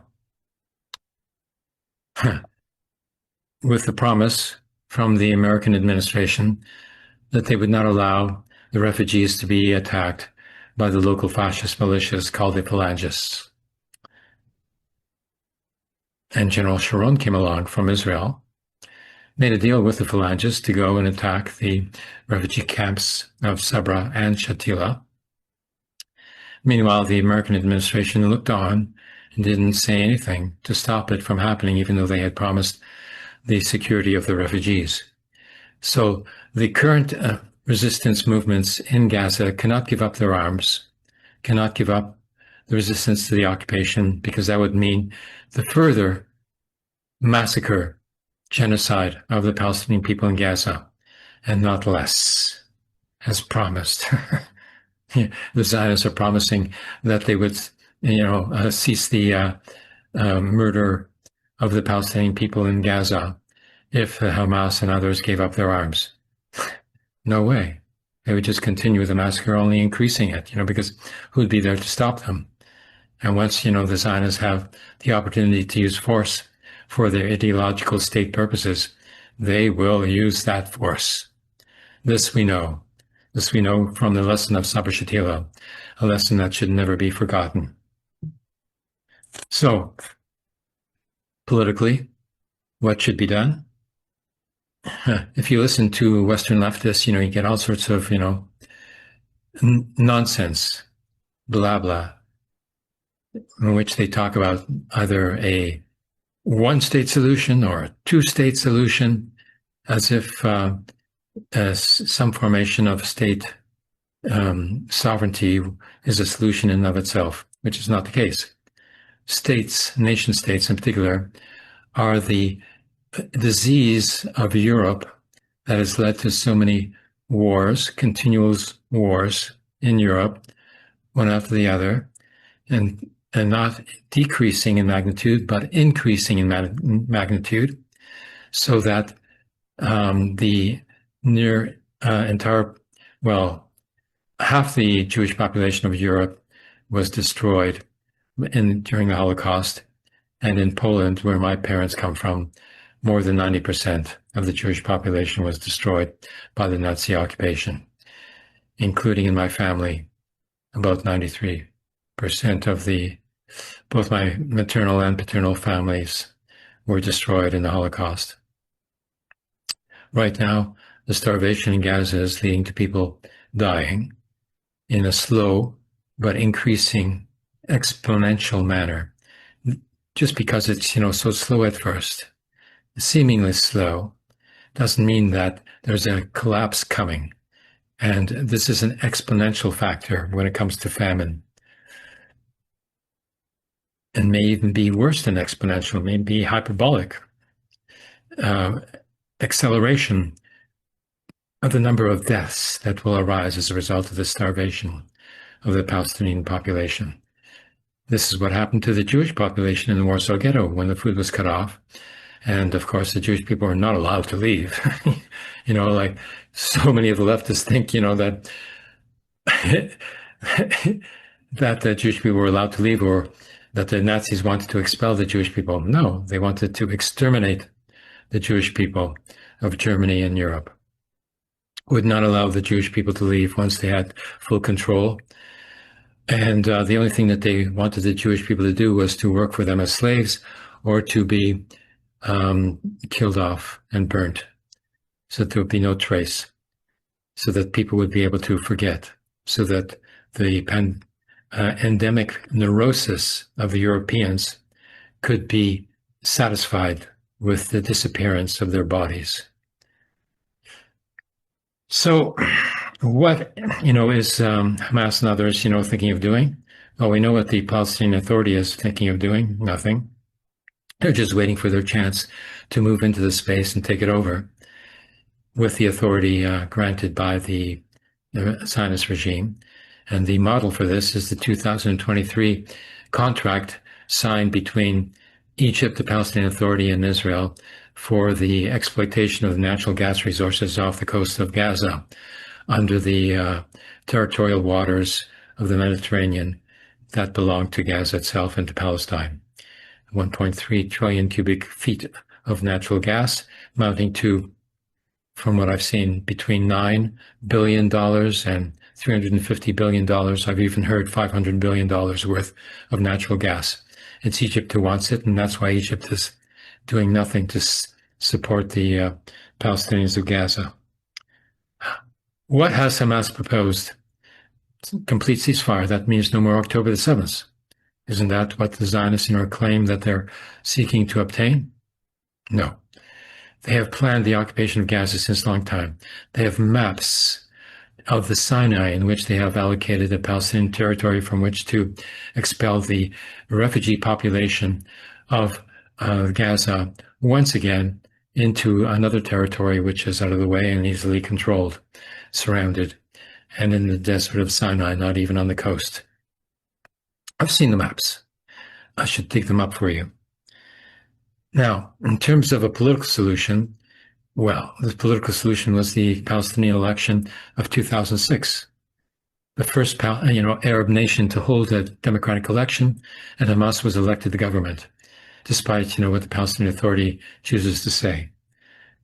So, let there be another election. We'll see, political formation similar to Hamas, but probably more of a united front, winning the election against the Palestinian Authority, because that's what the Palestinian people want. Now, what does Hamas and the others, propose as a program for such a united front?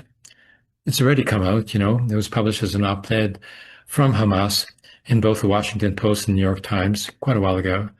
I remember reading them, and I should have copied them because they've disappeared from their archives, calling for mutual state recognition.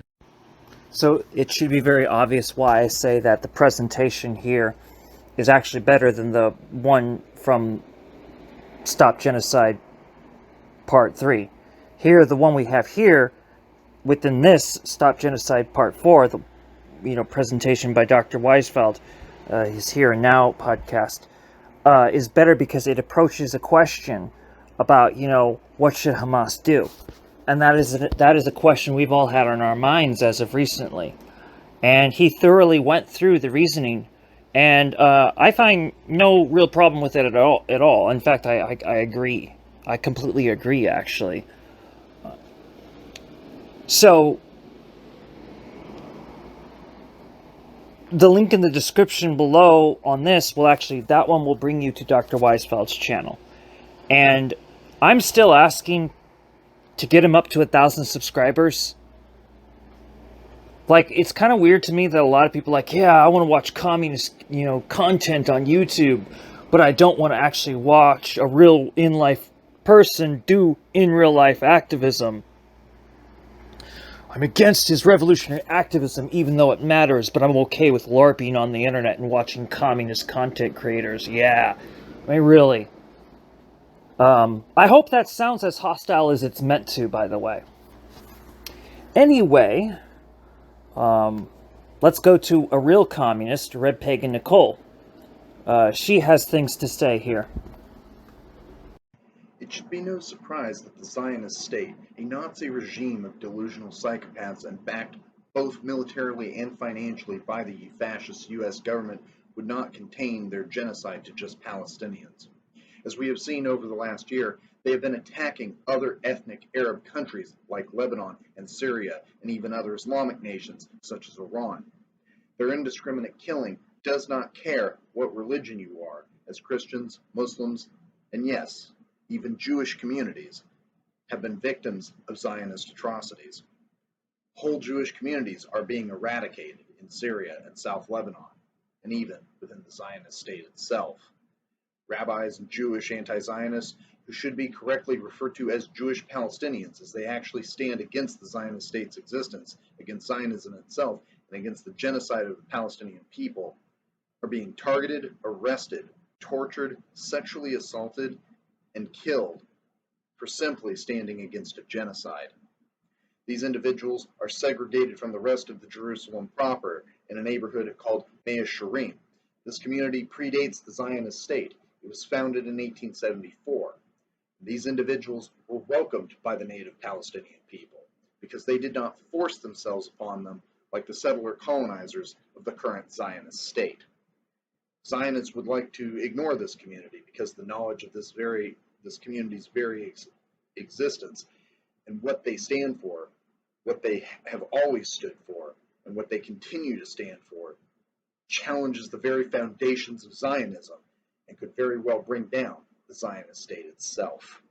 The Netanyahu government is also one that, while aligning itself with ultra-Orthodox communities, is not even Orthodox itself. It is a Judeo-phobic anti-Semitic regime, and to claim that the Netanyahu government is in any way Orthodox is Judeo-phobic and anti-Semitic.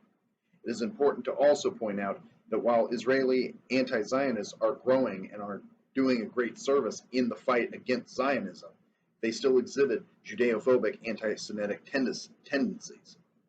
They call Zionism Jewish supremacy. This is not what it is. Zionism is Judeo-phobic and anti-Semitic. What it is white supremacy and a proxy of Western Protestantism and Mormonism.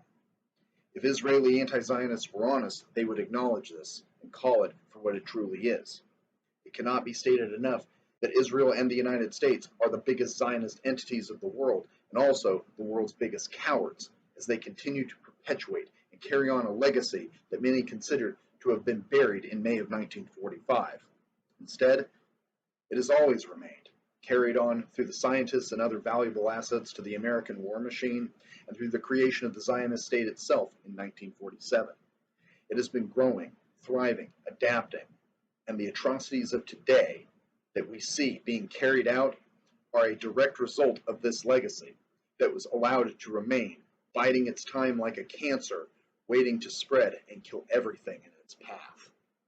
The depravity of Zionist war crimes goes even deeper than the degenerate crimes they already stand guilty of. They're coming after trans people too. This is not just a Western thing like in the US and UK, where trans people are having their first world privileges stripped of them, but rather a full-on murder and mass killing of trans people. There is always this talk about how Palestinians and Iranians kill trans people and homosexuals, and how Zionist and Western media always like to paint Israel as some democratic bastion of freedom in the Middle East that can do no wrong, is somehow more civilized. Yet pull back the veil and you realize that that is not the case. While individual cases may vary, with some families being more conservative than others, this does not reflect the overall society of Palestine as a whole, or Palestinians. Yes, honor killings do happen. They happen everywhere, including in Israel and even in the United States. What do you think conversion therapy is? Conversion therapies are notorious for their deaths of LGBT people, especially amongst the youth ages 15 to 25, where suicide rates are twice as likely. Some may argue that this isn't the same as honor killings. Let's understand that most gay and trans people are in conversion therapy by force, not by choice. often sent there by their family members who are conservative Christians who hope that God will cure them of their gayness or their gender dysphoria. These measures are repressive and often lead to internalized feelings of one's true self, leading to their deaths. It may not be at the hands of others, but these methods by religious zealots are designed to repress, oppress, and suppress LGBT people. And let's not pretend that the end goal is not to kill the LGBT population. These are honor killings in the most cowardly way, designed to get LGBT people to take their own lives so that religious zealots don't have to accept the responsibility of it for themselves. In Palestine, the people there don't often understand homosexuality or gender dysphoria, but society does not look down on them. They are not genocidal towards them like they are in the US, UK, and in Israel. They are not killing these people in the street with wanton abandon. Yes, individual incidents happen between family members, but ordinary citizens are not carrying out mass killings of LGBT people on a daily basis. Palestinian society does not care if you are gay or trans. They are one people, united in the idea of preserving their culture, their people, their nation. They are too concerned with not being indiscriminately killed by the Zionist state. Hamas and Hezbollah fighters accept women, accept trans people, and gay people into their ranks. Yes, they are led by Muslim cis men, but that does not mean that trans and queer men and women can't fight with them. Jewish, Christian, pagan, mystics, and various other religious freedom fighters fight within the ranks of the Palestinian Liberation Army, Hezbollah, and Hamas.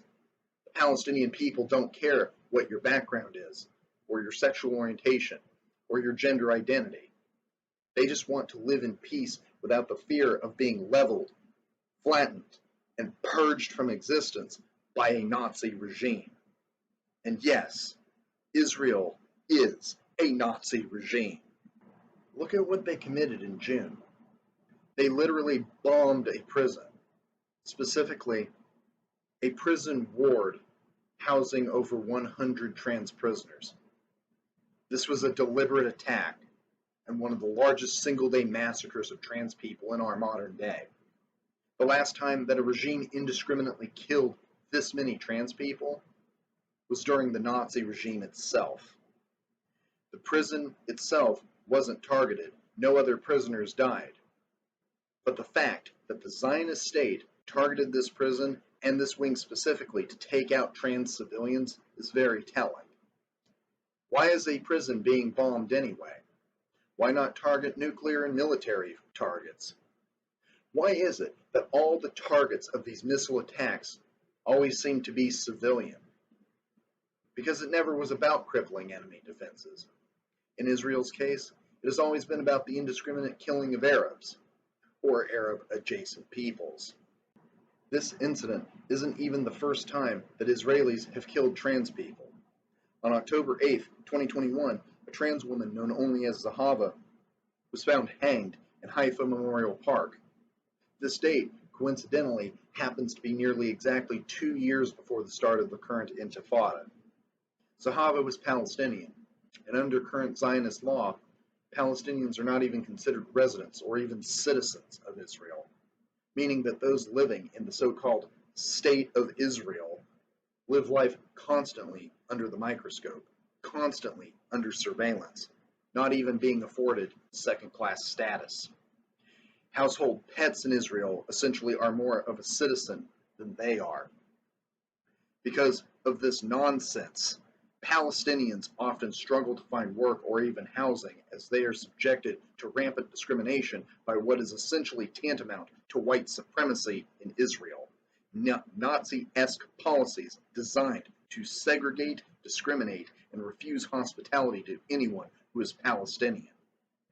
Zahava was also a sex worker, a line of work that is not only exploitative in its own right, but one that trans women, not only in Israel, but in the West as well, often find themselves in because they cannot reasonably find work in anything else, especially in a society like Israel that already is malevolent towards us.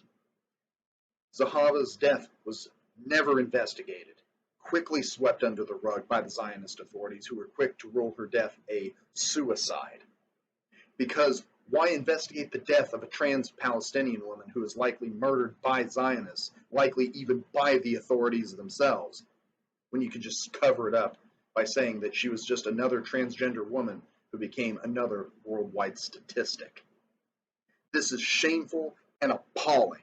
It is sickening, and it shows not only the level of Arabophobia and racism, but the utter transphobia that the Zionist state has, the utter contempt that they have for trans people in their society. While homosexuality is tolerated within Israel, it is not necessarily without its own discrimination. In June 2023, a Druze teen, Sarit Ahmad, was just 18 years old when she was shot and killed because of her sexual orientation.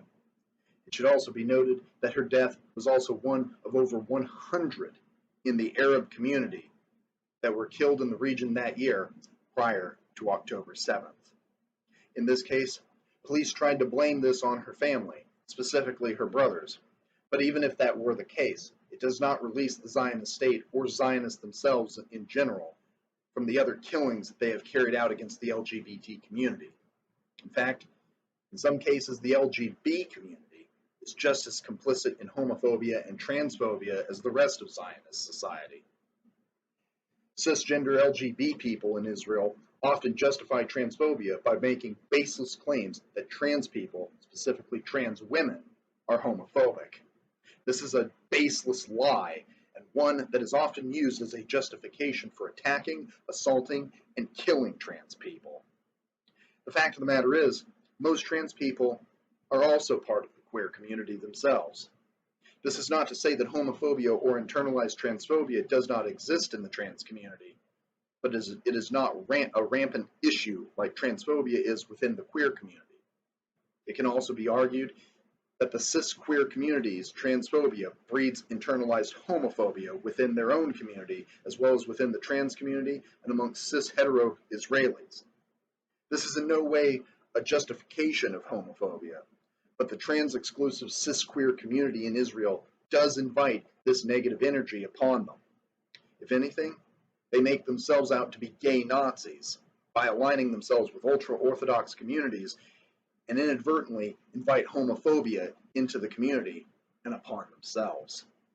Cisgender LGBT women, specifically lesbians within the IDF, will commit violent rapes and other sexual crimes against Jewish Palestinian women, i.e., Jewish women who are against the Zionist state and or their genocide against the Palestinian people. These rapes sadly go underreported or unreported entirely because the ability to report them is either too difficult or entirely non-existent. They could report it to the UN peacekeepers, but what is that cowardly piece of shit organization going to do about it? The UN doesn't even want to recognize these women as Palestinians. They don't even want to stand up to the Netanyahu government for fear of pissing off the United States. They can't report it to the Zionist authorities because the Netanyahu government is often the ones ordering these cisgender turf lesbians to rape these Jewish Palestinian women. And yes, some of these women are trans and queer themselves. In short, when people tell me that I will just be murdered or raped if I go to Palestine, I laugh at them. And these examples are just a few recent ones that I can throw in their face. I can ask them, with what evidence do you have to suggest that any of that will actually happen? What makes you think that I won't suffer a worse fate at the hands of the Zionists? The fact that I am pro-Palestine, a third worldist, and not an ignorant Westerner and white supremacist like those individuals makes me more likely to be accepted by Palestinians. The fact that I would be willing to join up in a heartbeat and fight for them would likely be met more by respect than anything else. My gender identity, the fact that I speak out against Zionist war crimes and take no nonsense from the queer community, easily makes me more of a target in Israel than I ever would be in Palestine. And I'd be willing to test this theory if someone would be willing to put their money where their mouth is and fund my trip. Okay, so furthering of what Red Pagan Nicole said I will do after I show you this. So I did say I'd get the correct spelling. That's the city I'm referring to. I believe it's right outside Jerusalem, Bnei Brak. Bnei Brak is a Jewish Orthodox community of Torah observant Jewish people who are citizens of the state of Israel. And many of them would call themselves non-Zionist as opposed to calling themselves anti-Zionist. That term non-Zionist doesn't mean much to me because it implies neutrality to Zionism. Non-Zionist is like saying non-Nazi. It's not like when I say non-communist. When I say non-communist, I'm telling you that I'm a socialist, but I'm not a communist because I don't believe in the utilitarian push for equality before proper equity, which will take a long time. So, yeah.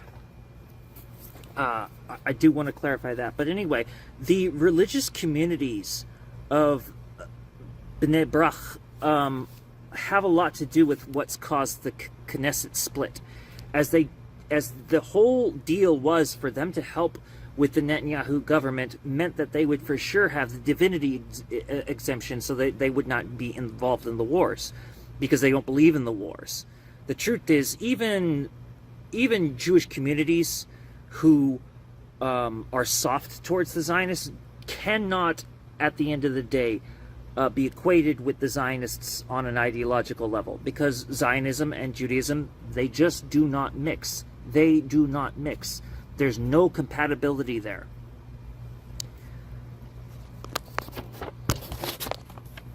All right. But anyway, furthering just to clarify what Red Pagan Nicole is saying, Hezbollah will let you join. They will let a non-Muslim person join. That's true. They will let people who are not Shia Muslim join. I happen to know this.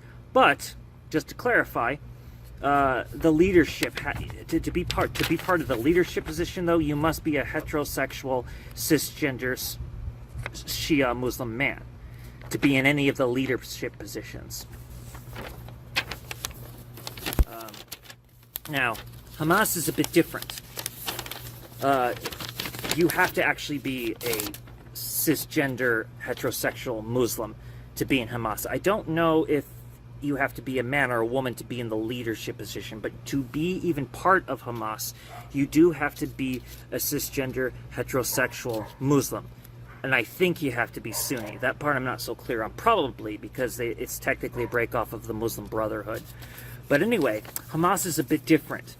So you must be a cisgender heterosexual person who is Muslim to be part of it.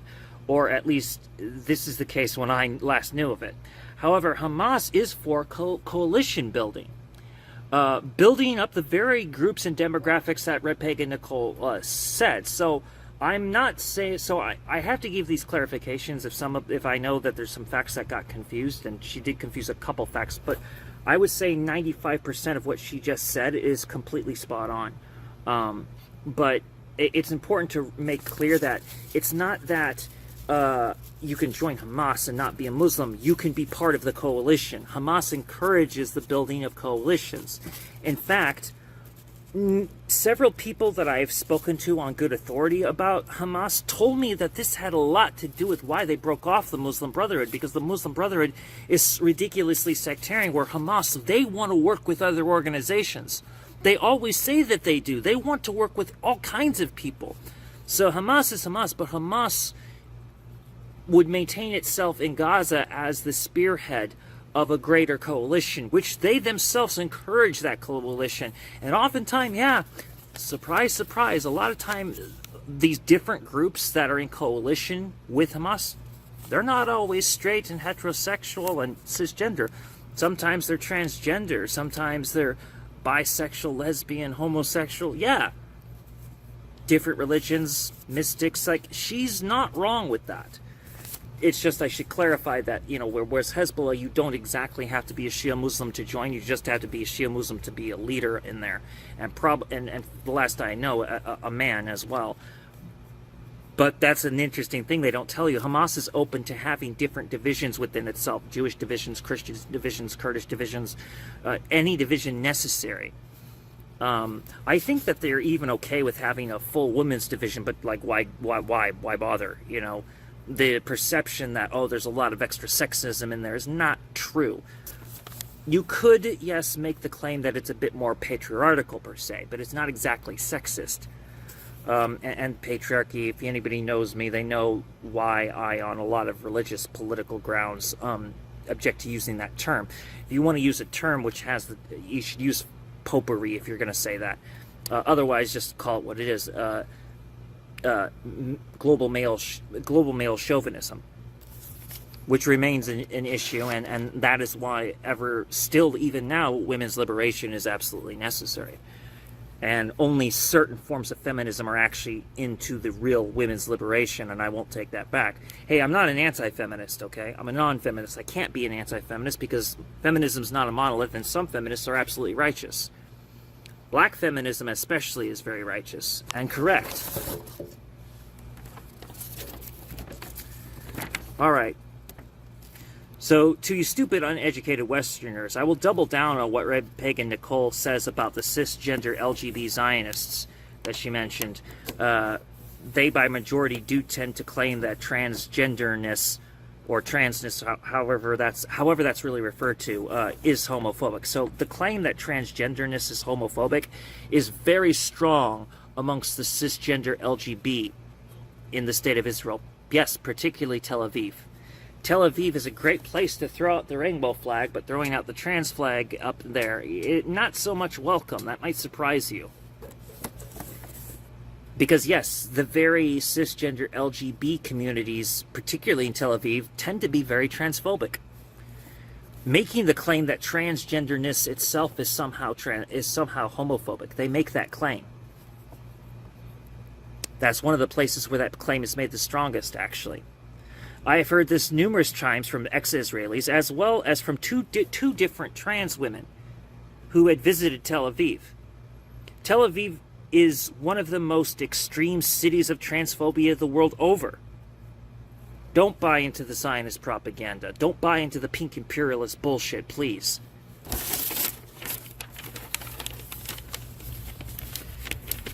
Now, just to clarify something else here, though, I'm unaware of any LGBTQ plus in Meir Sharim. However, what Nicole said about cisgender lesbians raping ultra-Orthodox Jewish women in Meir Sharim, I have actually known about this for a very long time, but I have not spoken of so for fear of being labeled homophobic or transphobic or any kind of phobic, or even fear of attempting to somehow, sneakily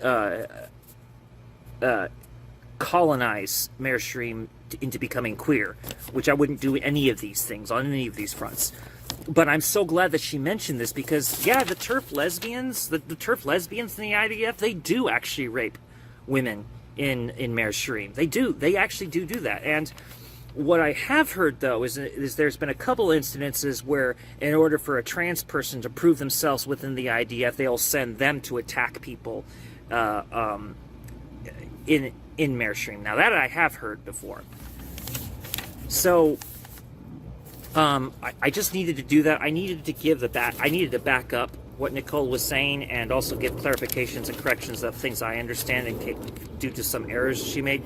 But 95% of what she said was spot on, and I'm so fucking glad she spoke of that because it's easy. It's not easy. It's harder for somebody like me to mention these things because you can easily shut down a cisgender straight man, and people do that. Weaponizing their struggles. It's interesting to note my son, who very much is for trans civil rights, as my son is genderqueer, going more and more into the actual straight up transgender man position,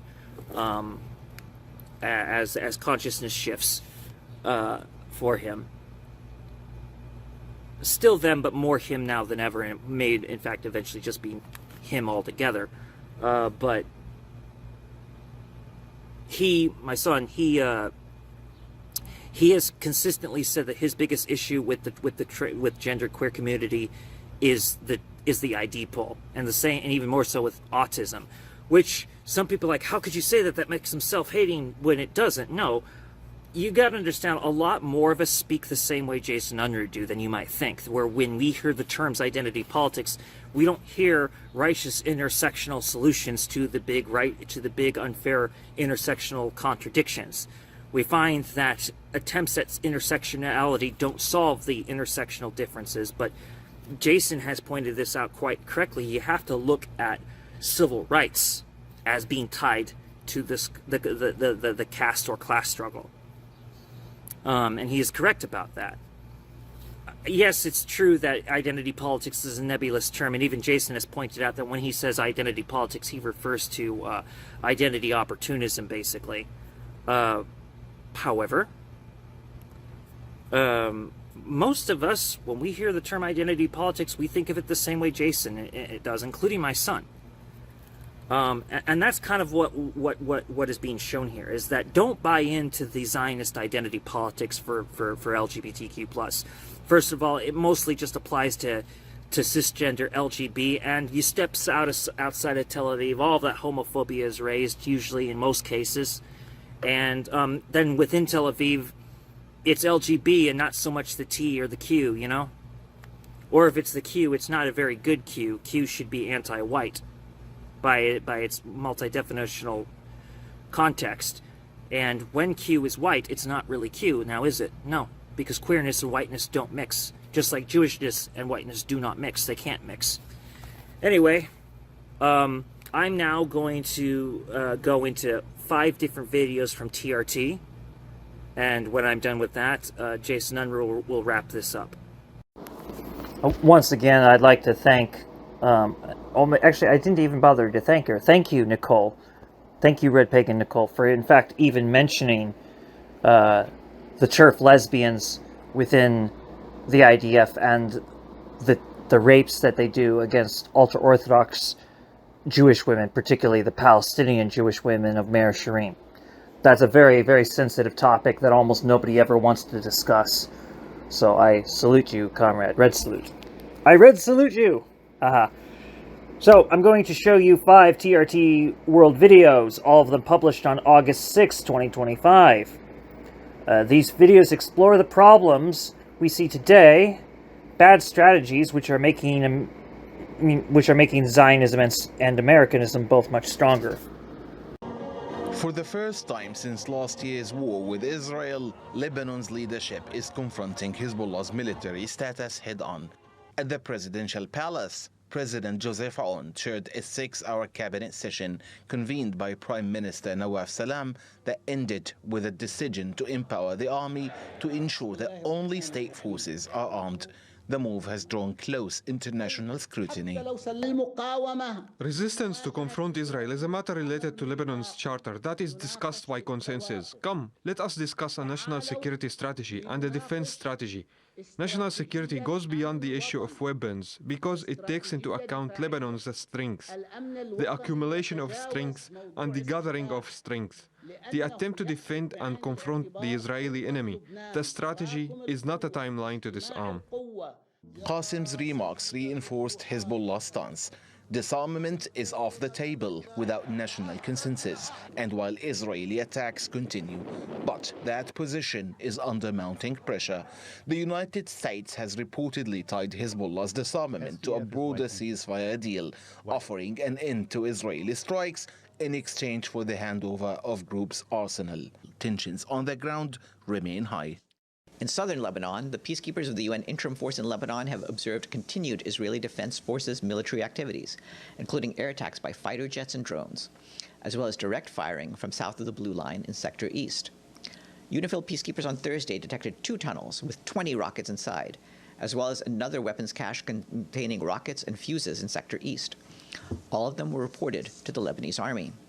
The Lebanese cabinet proposal calls for Israel's withdrawal from occupied posts and the transfer of all non-state weapons, including Hezbollah's, to the national army. What we want is the Israel's withdrawal behind the internationally recognized borders and the release of hostages, the extension of the authority of the Lebanese state over all its territories, the withdrawal of the weapons of all armed groups, including Hezbollah, and their handover to the Lebanese army, and securing an amount of $1 billion annually for a period of 10 years. The cabinet is expected to reconvene this week, but Hezbollah's stance remains firm and divisions among ministers persist. As diplomacy falters and border tensions rise, Lebanon stands at a critical crossroads. Nizar Sadawi, TRT World. Lebanon's government taking over all arms is a betrayal of the Lebanese civil society.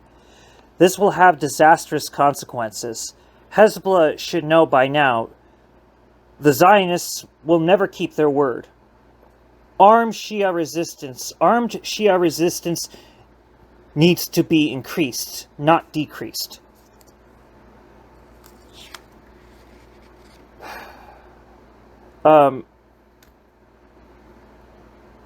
Much of this need for the government of Lebanon to seize arms, this may be due to the not the proletarian Islamic forces in the country, but the bourgeois Islamic forces of the country, which fear communists in the region. Of course, that is more of the fault of those very communists for their assimilationist positions than anything. And that does not mean that bourgeois forces shutting down any kind of socialist forces, whether it be socialist, anarchist, or communist, can be okay or just absolved. It's wrong when bourgeois forces take down any kind of socialist force, including communists. But communists have a lot of assimilationist rhetoric, and in my experience, as much as I appreciate Arab communists for being more inclusive doesn't necessarily mean they are without assimilationist behavior, which remains part of the objection that I have towards communists. But anyway, yeah. Nearly a week into her hunger strike, Hanadi Hadalin sits in her home crying, surrounded by her 3 toddlers. Their father, 31-year-old Odeh Hadalin, was well respected at home and abroad for his work pushing back against illegal Israeli expansion and the unrelenting violence by settlers. Most notable was his collaboration on the Oscar-winning film No Other Land. From the beginning, Odeh was confident in the international community and the humanity of the world. All the violence of Israeli settlers that Odeh documented and relate to the world is why they are doing this to him. Odeh was shot and killed in South Hebron Hills while sitting with his 2-year-old son. An Israeli settler, Yinon Levy, known for his brutal assaults on Palestinians, was taken into custody for the attack, but released after only 1 day. He didn't just kill one person, he killed an entire family, an entire community. He didn't take one life, he took all of our lives. Meanwhile, there has been no funeral for Odeh as Israeli police refuse to release his body, stating that his family must agree to certain conditions. They don't want Odeh to have a proper burial because they don't want him honored, because honoring Odeh will also break some of their control on the area. More than 70 women, as well as international activists, have gone on hunger strike demanding his body be returned, a testament to the far-reaching impact of Odeh's work. Palestinians in South Hebron are facing increasing forced displacement and even death at the hands of illegal Israeli settlers, often with the support of Israeli authorities. They are calling on the international community to help them achieve their basic right to live safely without suffering Israeli violence or forced evictions. Mariam Barghouti, TRT World, Hebron, occupied West Bank. It took 10 days. 10 fucking days, mind you. It took 10 days to release Odeh's body. Shameful. Absolutely shameful. It took 10 days to release his body. Gosh, man. The state of Israel has no right to exist. Any tolerance towards its existence is no different than tolerating Nazism. In fact, I am going to say this. Zionism is way worse than Nazism. At least Nazis didn't go around cosplaying as Jewish. I hate the freaking Nazis. Fuck the Nazis. I have the most violent rhetoric that I could use at Nazis. I just need to calm it down because I don't want to get Jason in trouble. But You know, like, I encourage really nasty shit being done to Nazis. And it doesn't make me self-hating Jewish that I encourage even 10 times more vulgar crap towards the Zionists. Zionists are definitely worse than Nazis. Nazis did not go around cosplaying as Jewish. But it took 10 days! 10 days! To release Odeh's body. Reprehensible. That cloud of dust is where Umayyad used to live. Umayyad is a pseudonym. It's only when she politely declines to give us her real name that her deadpan expression breaks. Israeli bulldozers are ripping through her neighborhood. She's one of at least 25,000 people who have been forcibly displaced from Tulkarm. شعور لا يتوصف يعني تحس قلبك يتمزع على جيرانك على دارك فيش شيء ينحكي. Basil can't use words to describe the pain. He's deaf and mute. Shukran. You don't need much explanation or words to actually explain what's happening behind as all these people are waiting day after day, hour after hour. The Israeli military told them it would only be a couple days. That was over 5 months ago. Israel has been demolishing Palestinian homes at rates not seen in the last half-century, with the UN recording a 200% increase in the number of Palestinians forcibly displaced since October 7th.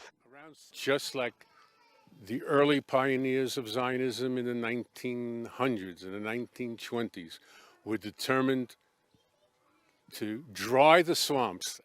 The Israeli government has approved its highest number ever of illegal settlements, amounting to the largest land grab in the last 30 years. It's our turn. It's our turn to settle the land.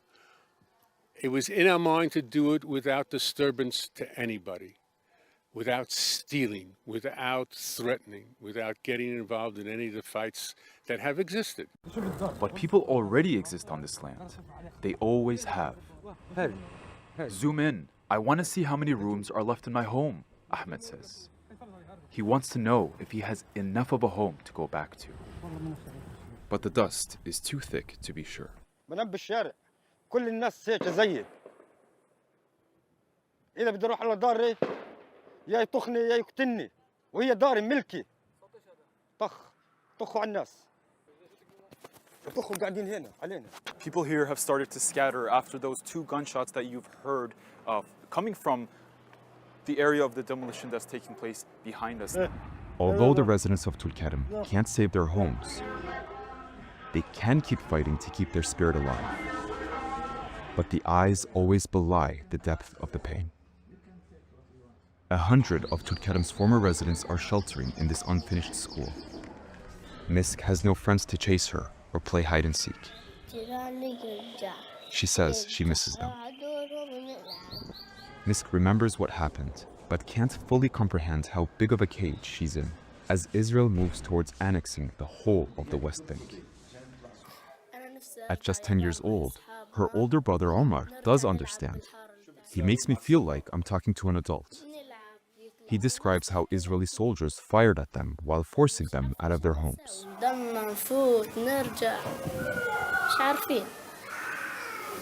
His voice drifts off. Sometimes what's left unsaid says the most. Yunus Demiroğlu, TRT World, Occupied West Bank.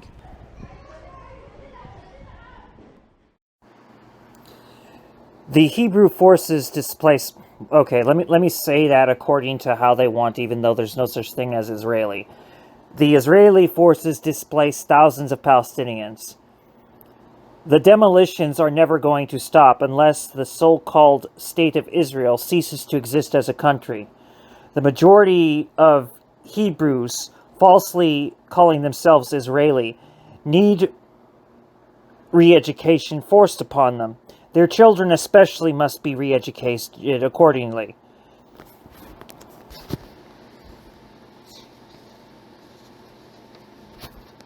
And that should not be controversial, what I'm saying.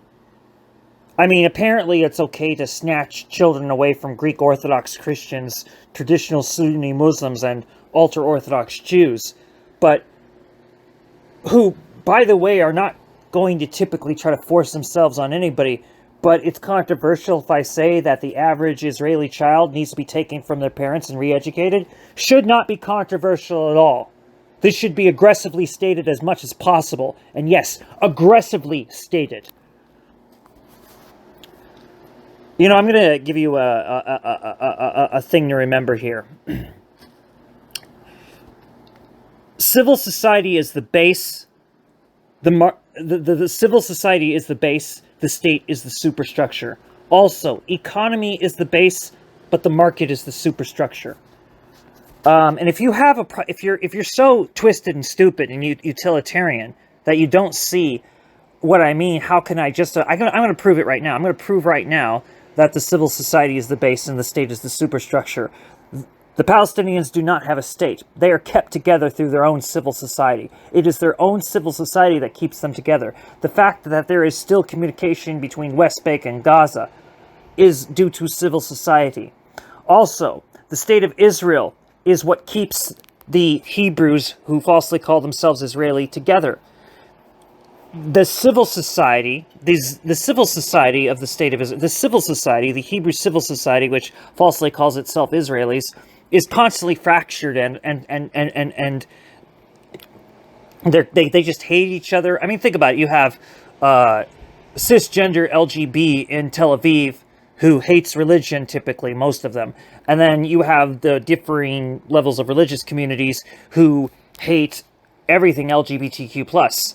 I mean, also the fact that Mizrahim are looked down on by both Ashkenazim and Sephardim. The Sephardim hate the Ashkenazim, and they are pretty much the middle caste. And the Ashkenazim are the upper caste, but they want to continue to, utilize the Sephardim, who they don't really like, but they love the way they speak. It's just a big fuck fest of fucking exploitations. So, let's just be clear here, if you were to take away the Zionist state, the civil society of the Hebrews would fracture quickly. But the Palestinian civil society is kept together because their culture is organically there, and they don't even have a state. The civil society is the base. The state is the superstructure. Economy is the base. Market is the superstructure. Economy is as simple as if I trade you my cell phone for your cell phone. That's economy. But markets which set prices, that's superstructure. I hope I've offended many communists just now. I don't hate the real communists, as I've said before, but majority of you can't be real at all because you're stuck jacking off the Soviet Union and, Mao Zedong China, even though, these projects... It's the thing. You want to know what? I respect real communists. I respect communists. You guys brought revolution. That's what you can say that other leftists can't really say.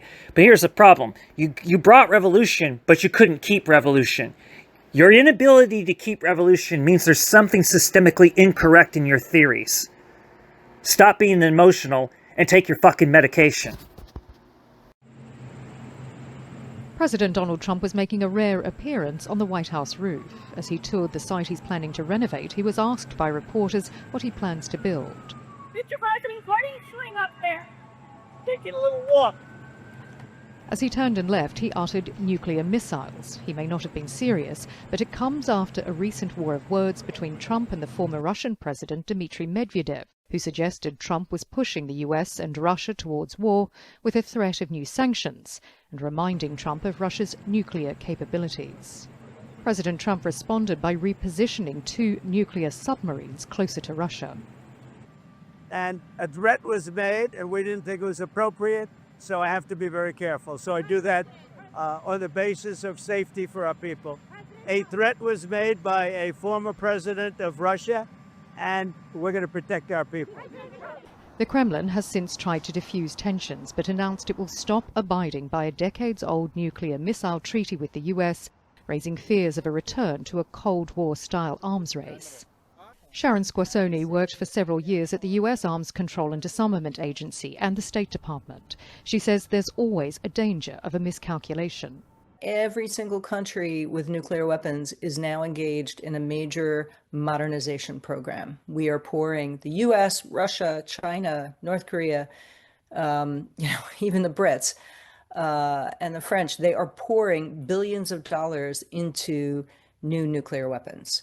And so it's not just a potential nuclear arms race. We are standing right on the edge of the cliff, I think, and that is a much riskier world. Recent military clashes between the US, Iran and Israel have also threatened to derail diplomacy. Talks with Tehran remain stalled, with Iran saying it won't submit to Washington's demand for zero uranium enrichment. New US sanctions targeting Iran's oil sales and shipping network are seen by some as a serious impediment to nuclear talks. These pressures make Iran more determined in its belief that negotiations are not the final solution. Instead, the country must strengthen its defensive capabilities. Similar comments made recently by North Korea, an ally of both Iran and Russia. Pyongyang insists Washington must accept the country as a new nuclear state if it wants to restart diplomatic talks. While recent rhetoric may be seen as saber-rattling, the anniversary of the Hiroshima bombing serves as a reminder of the consequences of nuclear war and the crucial role of diplomacy in preventing it. Selena Downs, TRT World, Washington. Donald Trump accused of stoking fears of nuclear war. Fascinating.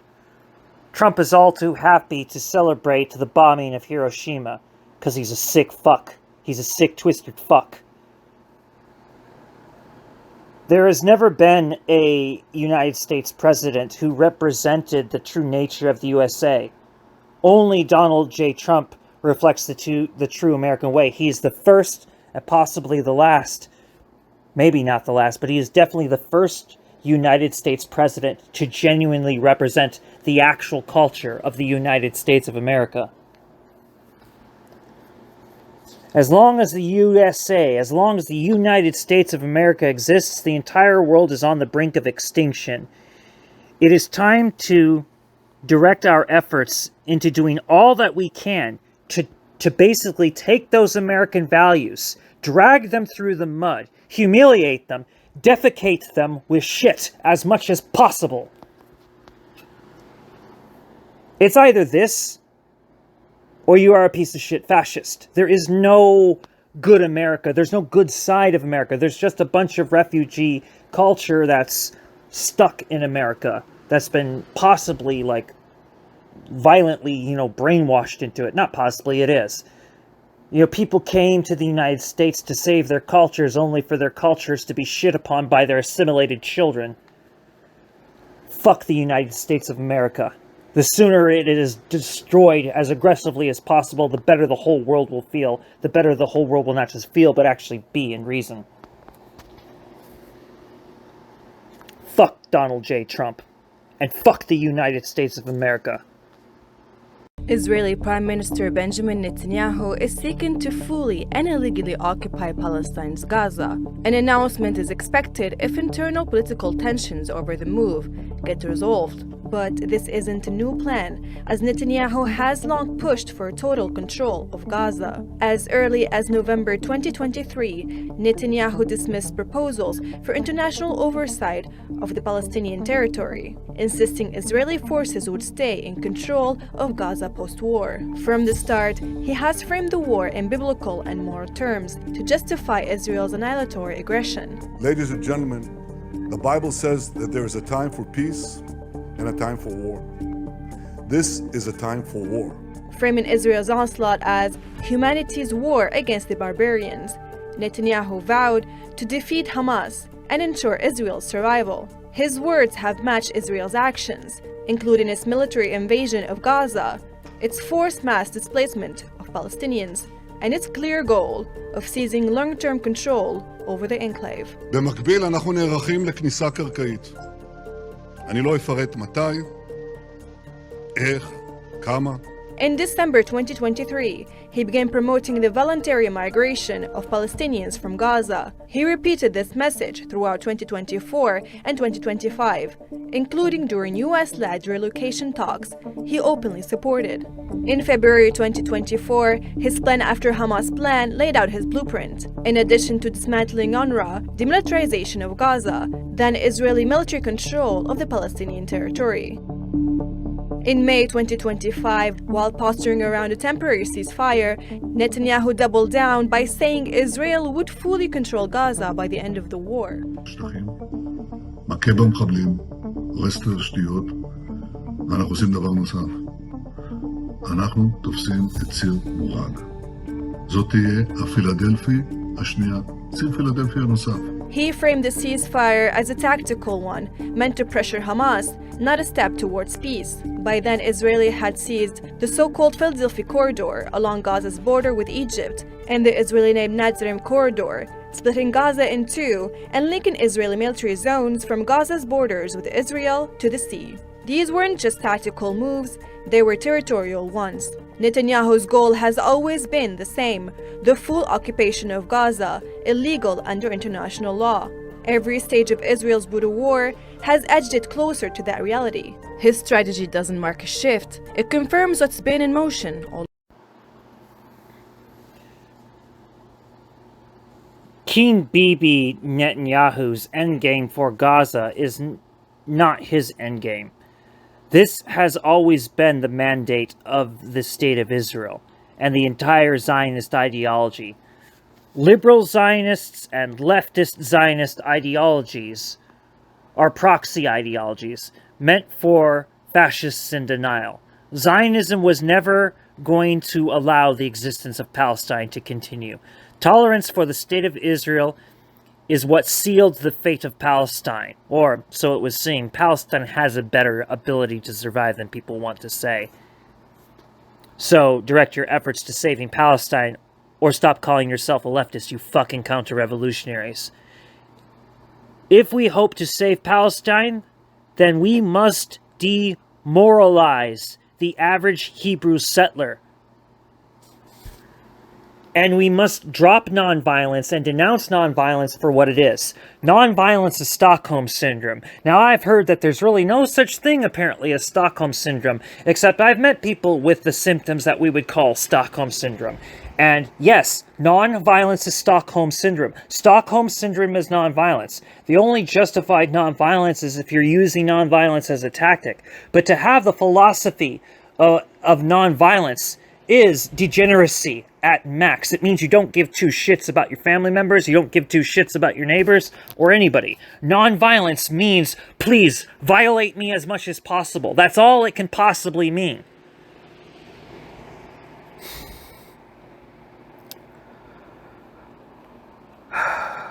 I turn this over now to Jason Unruhe.